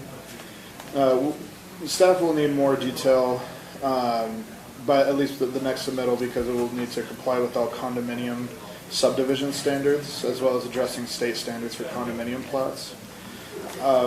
Either way, staff is recommending approval. The Planning Commission met for this item on July 13. There was unanimous approval from that body, with members Phillips and Stevens being absent. And I can answer any questions you may have, and the applicant is in the audience tonight. Thank you, Mr. Chair. Okay, questions? So, sorry, Go ahead. Mine's not a very, it's just something I don't understand. So you've identified on the plat some, it says, I think, future roads or proposed roads? I believe so, yes. So this is on the condo plat. So are these roads being put in connection with this subdivision? Or in this condominium development? I do believe so, yes. Because otherwise they don't have access, that's what I'm wondering. I see. So I think we need to make sure that that road is constructed, because it just says future Queens Do you have an Garden answer to Road. that as the applicant? Or you the- I can speak to that. I thought that road's in right now, isn't it? No, this is a It may different be, road that's but down this further says as future. I mean, I'm not sure exactly where this is in the alignment of the roads, but. Okay, hi, McKenna Christensen with CW Land. Thank you for your time tonight. So if you're referring to Queens Garden Road, when we first started these site plans, the road was not yet installed. The road has been installed as of probably a month ago, so that just Okay. needs to be updated on the drawings. Yeah, so let's correct that. Okay. And then you mentioned that it needs to be updated to comply with the terms of the condo plat. This is closer than the last one, but just a couple of things to note, so you guys make sure you pick it up as you go through. The surveyor's certificate's inadequate. It doesn't indicate that it's been the survey's been prepared in accordance with 57-8-13, which is the Condominium Act for the certification. So make sure that they do that. The owner's dedication indicates that this is being divided into lots and streets. There are no lots and there are no streets. And then it indicates that they're dedicating to Morgan County a perpetual right and easement over, upon, and under the lands designated hereon for public utility and water line easements. That's well and good, except we don't provide utilities. So I think that the public utility easement needs to run to the public utility easement providers. Under the word narrative, it says the purpose of the plat is to, what is that word? These copies don't come across very well. No, they don't. And when I make them bigger, that just makes the blurry more. If you click the link in the staff report, I include a link right by where it talks about the exhibits. Okay. You can blow it up even better. Oh, it must be divide. Divide the separate property into lots as shown here on, and again, you're creating condominium units, not lots. And it says all boundary and rear lot corners set with a 5-6 inch rebar. That's just language from a subdivision plat. That narrative's just completely wrong. So those were just a few of the things I saw in looking at this in terms of a condominium plat as opposed to a subdivision plat. Great, I can prepare those, you suggested edits and give them to the applicants. Okay. Wonderful. Commissioner Fackrell, you had a question? Yeah, I got a couple. I'm just curious, maybe one of you can answer this for me. Why are they called condominiums? And flex condominiums in this case? Well, they're called Commercial? condominiums because it's a form of property ownership allowed under Utah law. So you create units under the Utah Condominium Act, and those units are called condominium units. Okay. What I was didn't the know. other part? Well, that was. Flex is, Flex. so they can flex. be used in different types of They're not just businesses. residential, they're a combination. So you mean That's they not a can be used- condominium concept. So that is not, they can use it for, I mean, a family living there too, or not? That's what flex, I would say, is. Is that true or not? Flex is a term commonly used in industrial development because a lot of the buildings, I mean, you'll see with our elevations, ours don't represent a typical industrial looking building, but they can be used for a public storefront like an insurance office, or they can be used for like a contractor's office. So it's really a flex space that can be used for a wide variety of commercial uses. And you may have both in a single unit. So they might have an office in front with storage in back, or light manufacturing in back. So that's the space is flexible. All for right. that. So then when I'm looking at this plat, I'm seeing this back part. Is this it? Is this where this condominium is So- going to be, or are these? Because if that's the No. case, what are these? Those are the 'Cause parking Those are the stalls. parking stalls. These are the building pads. And then this is each of the building pads divided into units. Right, top and bottom. And then this is looking at them horizontally and giving the datum elevations, which you have to do when you Okay, do a so condominium. these spaces in between here then are, I mean, including the grade-in areas, are they're not part of the condo, they're parking. Yeah. Okay. Or driveways into. Okay, It because might I be know easier in to there. look at it if you go to the site plan that's on the next item. Okay, I because found I it would, easier to see them there. because I was kind of curious as to why, well, one doesn't have it. I've only got the one. That's all I've got. No, just No, keep the going next one down. keeps going down. It's in the next the next item. item, agenda item. Then you can see the parking with the buildings. That one? Keep going. It looks like this. That one? Okay, Page 94 of your packet. okay. Got it. Well, I went through it and I didn't understand it, so. Because, I mean, in the instructions, it said that you were going to have two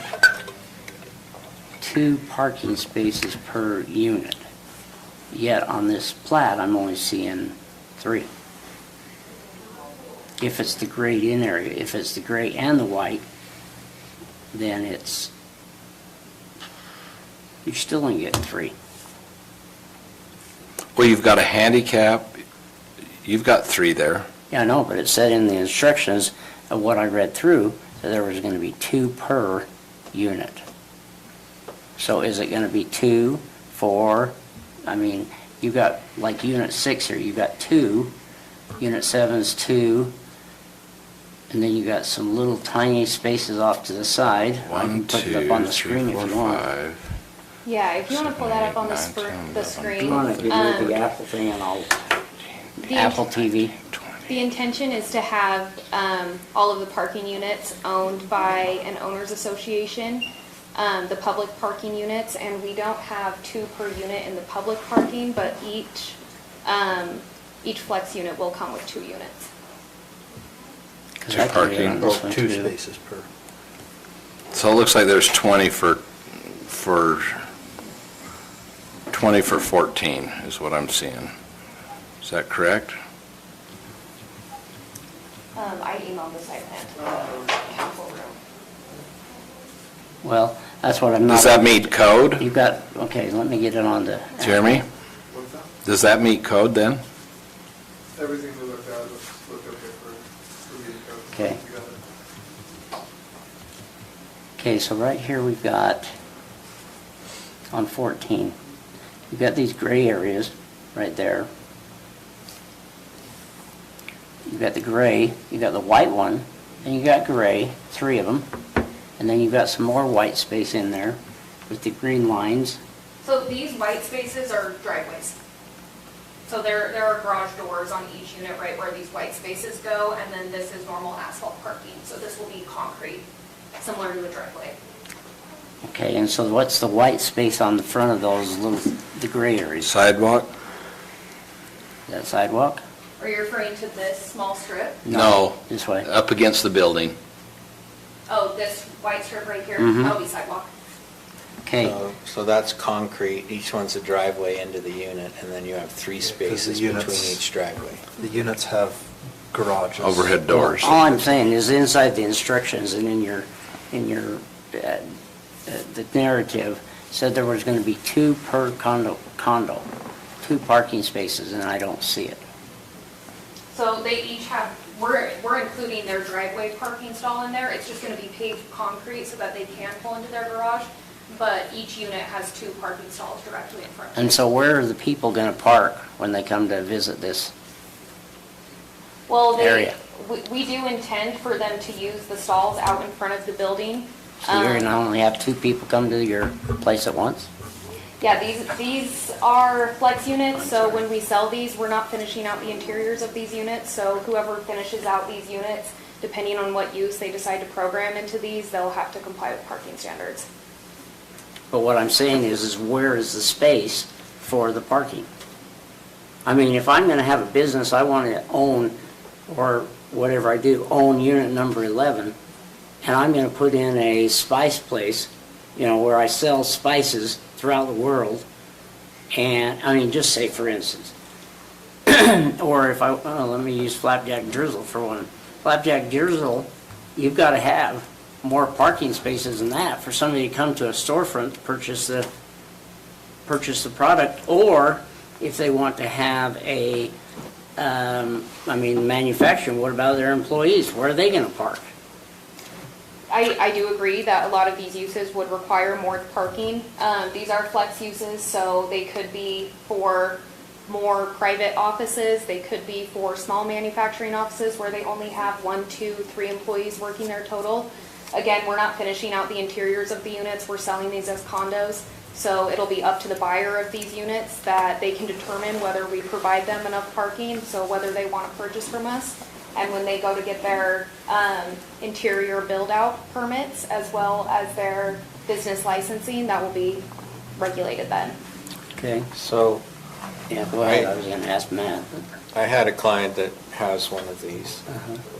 And if you go to his space, then there's the driveway and you pull into a garage. So there's 2-car garage inside the unit, on the main floor, and then there's a conference room on that floor. Then you go upstairs, and there's like, it's residential. In that one, they could do residential, so. So this one, they can do residential also? I don't know that that's the case. That would be, this is part of the town center zone.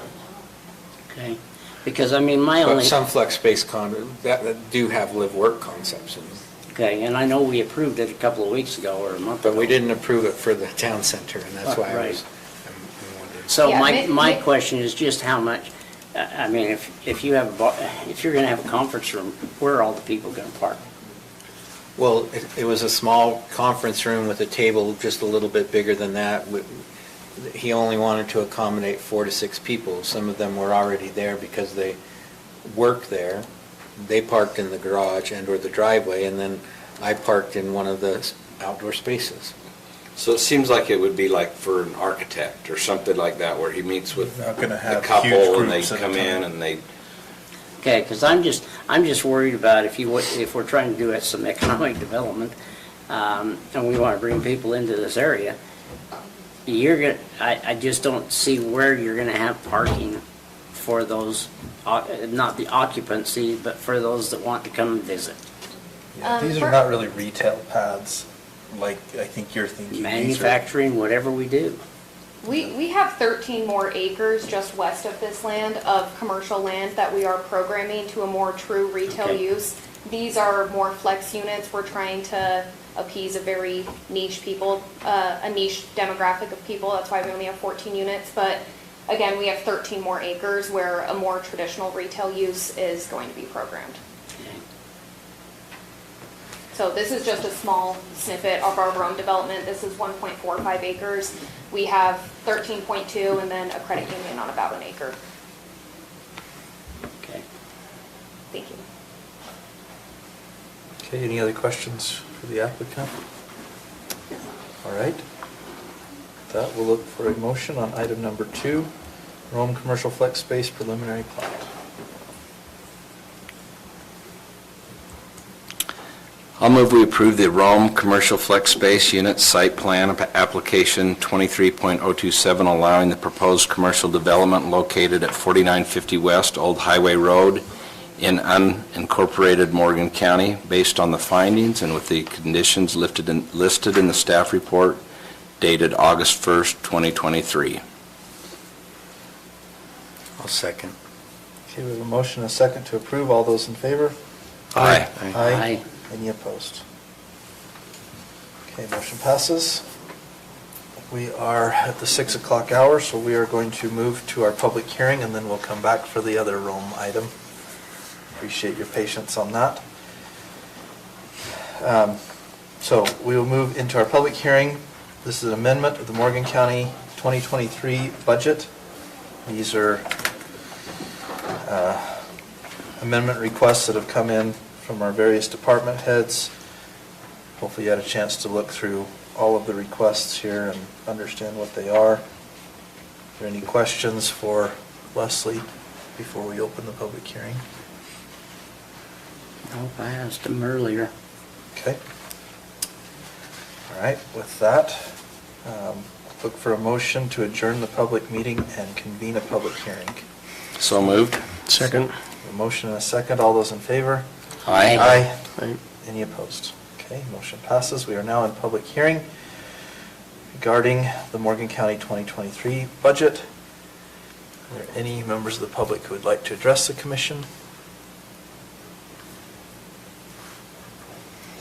Okay. Seeing none, we'll look for a motion to adjourn the public hearing and reconvene a public meeting. So moved. Second. A motion and a second. All those in favor? Aye. Any opposed? Motion passes. Okay. This is Resolution CR 23-10, Resolution of Morgan County Commission adopting budget amendments for the 2023 budget.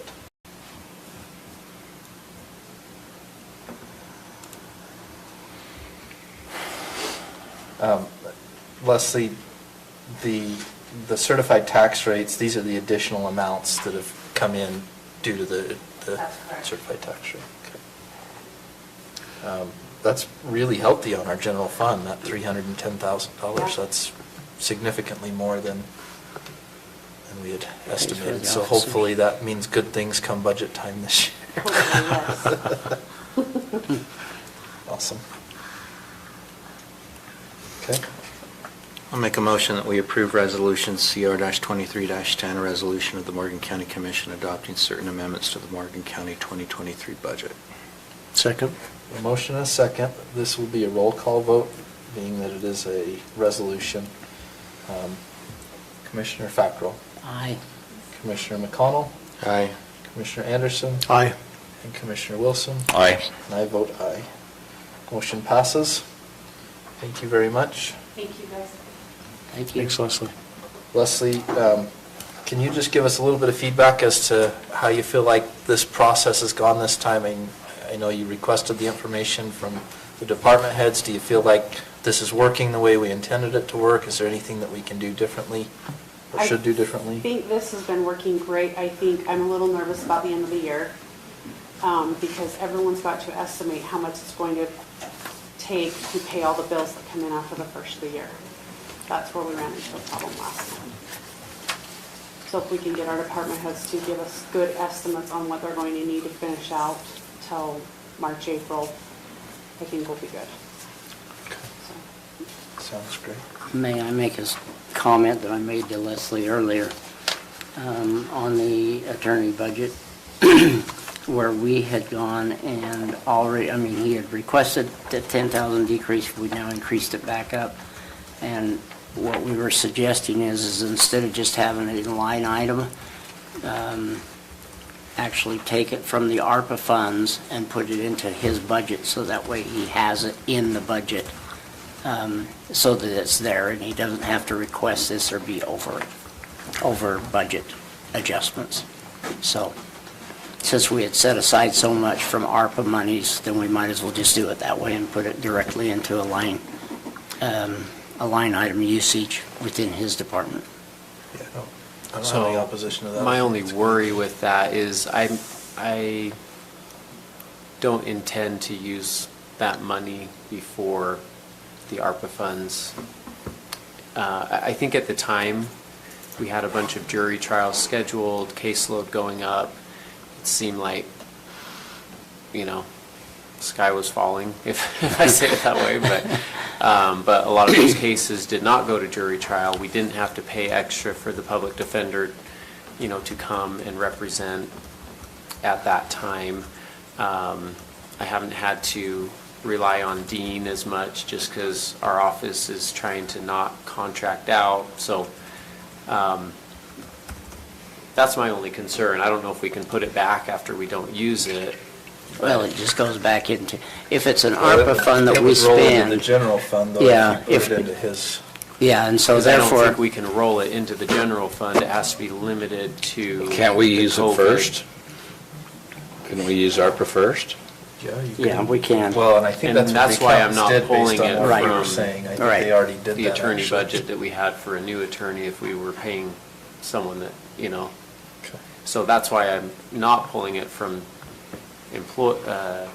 wages, is so that can go back to the general fund at He's the end just of the being a year. team player and not hogging all the ARPA money. Right, which we appreciate. All I'm saying is we need to make sure, or of that money, let's just make sure that we take that request that he's requested, to take it from that ARPA funds that we had set aside for his office, and that way those funds go directly there. And yes, if he doesn't use them all at the end of the year, they go just into the general fund. Or we could just, actually, it wouldn't, we'd have to take it back to the ARPA funds. Yeah, that's my worry, is that Yeah. I don't want to get in trouble with the ARPA funds if it goes back to the general, so that's why we're pulling this over, hoping that it doesn't go beyond that, and then by, I don't know when they all have to be used. 2026. What was that? 2026. 26, oh, well. I think we can have that discussion at budget time and talk about Yeah, strategy on I that. I agree. We're not I'm going to just- transfer it now anyway. I don't want to We wouldn't do transfer all of it, until- I just don't see us using Well, I don't all want of to transfer that. it all, I just meant that Oh. 15,000. Whatever you feel like you need. Oh, and I think that's what we That was just an requested Yeah. though, right? Is Yeah. the 15,000. Okay. Yeah, it was just that 15,000 from the ARPA funds. Yeah. Yep. Okay, Perfect. okay. Thank you very much. Appreciate it. Yeah, thank you, guys. All right. Jeremy, we're going to go back to you on the Rome site plan. Commercial flex space site plan. Same property, same applicant. It's a different presentation. Awesome. So, Commissioners, this is application number 23.027. This is, again, CW Landco requesting site plan approval for the Rome Commercial Flex Space site plan, and is identified by the parcel numbers and serial numbers contained in your staff report, and is generally located northeast of the intersection of West Old Highway Road and Queens Garden Road in Mountain Green. Again, staff has reviewed this project and finds that it meets all minimum code requirements with no, as well as meeting minimum lighting, parking, and landscaping standards. Again, there are no engineer or fire comments here. And staff is recommending approval from the same planning commission meeting, July 13. Unanimous approval again with the same commissioners absent, members Phillips and Stevens. I can answer any questions you may have, and thank you for your time. Questions? Okay. I do have one. When you've got your landscape design, who's determined all of these plants? Sure, they're landscape architect, huh? Yeah. I That would know. be EPG, our landscape architect, and we had some influence in using native seed mixes along the back of the property. Okay, I'm just kind of curious if they're drought-resistant plants, which some of them are not. Some are. The yucca is. Yucca. Lavender is not. Okay, it's fine. I was just curious as to why these certain ones and not other types that might be available that would be more drought. As in a more drought tolerant. resistant? Yeah. Okay, yeah, that's definitely something we can look at. Are some of these plants non-drought Yeah. resistant? Yes, these two trees. Oh, they are, huh? They are not drought resistant. Oh. They take up a lot of water, they have shallow roots. So anyway, that's something you can look at. Yeah, we still have another submission, so we can definitely address that before the Okay, next one. all right, that Thank was you. my concerns. No, appreciate the input, thank you. Okay. That will look for motion on item G3. I would make it, but I can't find it, so. I move that we approve the Rome Commercial Flex Space Unit Site Plan, application 23-.027, allowing for the proposed commercial development located at 4950 West, Old Highway Road in unincorporated Morgan County, based on the findings and with the conditions listed in the staff report dated August 1st, 2023, and with Commissioner Fackrell's suggestion to look at the trees. Well, just all plants. Do we have a second? Second. Okay, we have a motion and a second. All those in favor? Aye. Any opposed? Motion passes. Thank you. Okay. Commissioner comments. Commissioner McConnell, you're at the top of the list tonight. I hate to disappoint, but I don't have any comments. Okay. Commissioner Fackrell? Just for your information, Brandy Grace from UAC is coming up on the 7th at 10 a.m., correct? Or 10:30? Yeah, it's 10:30 is when she's coming to discuss some insurance stuff for us, for the county. Keeping it the same, but just different avenues. So anyway, if you'd like to be there, that would be great. If not, I will be there. 10:30 in the morning. Also, you guys are aware of the lieutenant governor coming again. And we submitted our plan for the internet. Anyway, the plans so that we can participate in the grants that will come about later on. So if you ever get time to read through it and really structurally look at it, I'd love your input on it. Okay? But that was the plan that we reviewed. That's the one we already did, but there were some final changes to it that just enhanced some of the stuff that we had concerns with. So it was already submitted. Now we've got the bill. Now we Sure gotta was pay some- it. Other than that, I don't have anything else. I don't want to disappoint you too much. Commissioner Anderson? No comments. Okay. I'll just make the comment that county fair is on. They're going to have to be doing some rearranging due to the weather. We've been getting texts, I don't know if you've seen those. I think they had to go catch a tent earlier because one of the texts was, if you can, come to the tent right now. So anyway, if you're able to go and participate in those activities this week, please do so. Encourage your friends and families and neighbors and everybody to go participate. It ought to be a good time. A lot of effort's gone into that. So. Do you need volunteers? Because I haven't had any requests. So we kind of did something a little different this year. They went to some of the school clubs that were looking for fundraisers and offered to give them a little bit of fundraiser money in exchange for them providing the volunteers for certain things, and that's worked fairly well so far. Okay. We'll see how it works by the end of the week, but so far it's been okay. If you need me, call me. Sounds great. Appreciate it. All right, with that, we will adjourn our meeting. Thank you. Thank you. Good.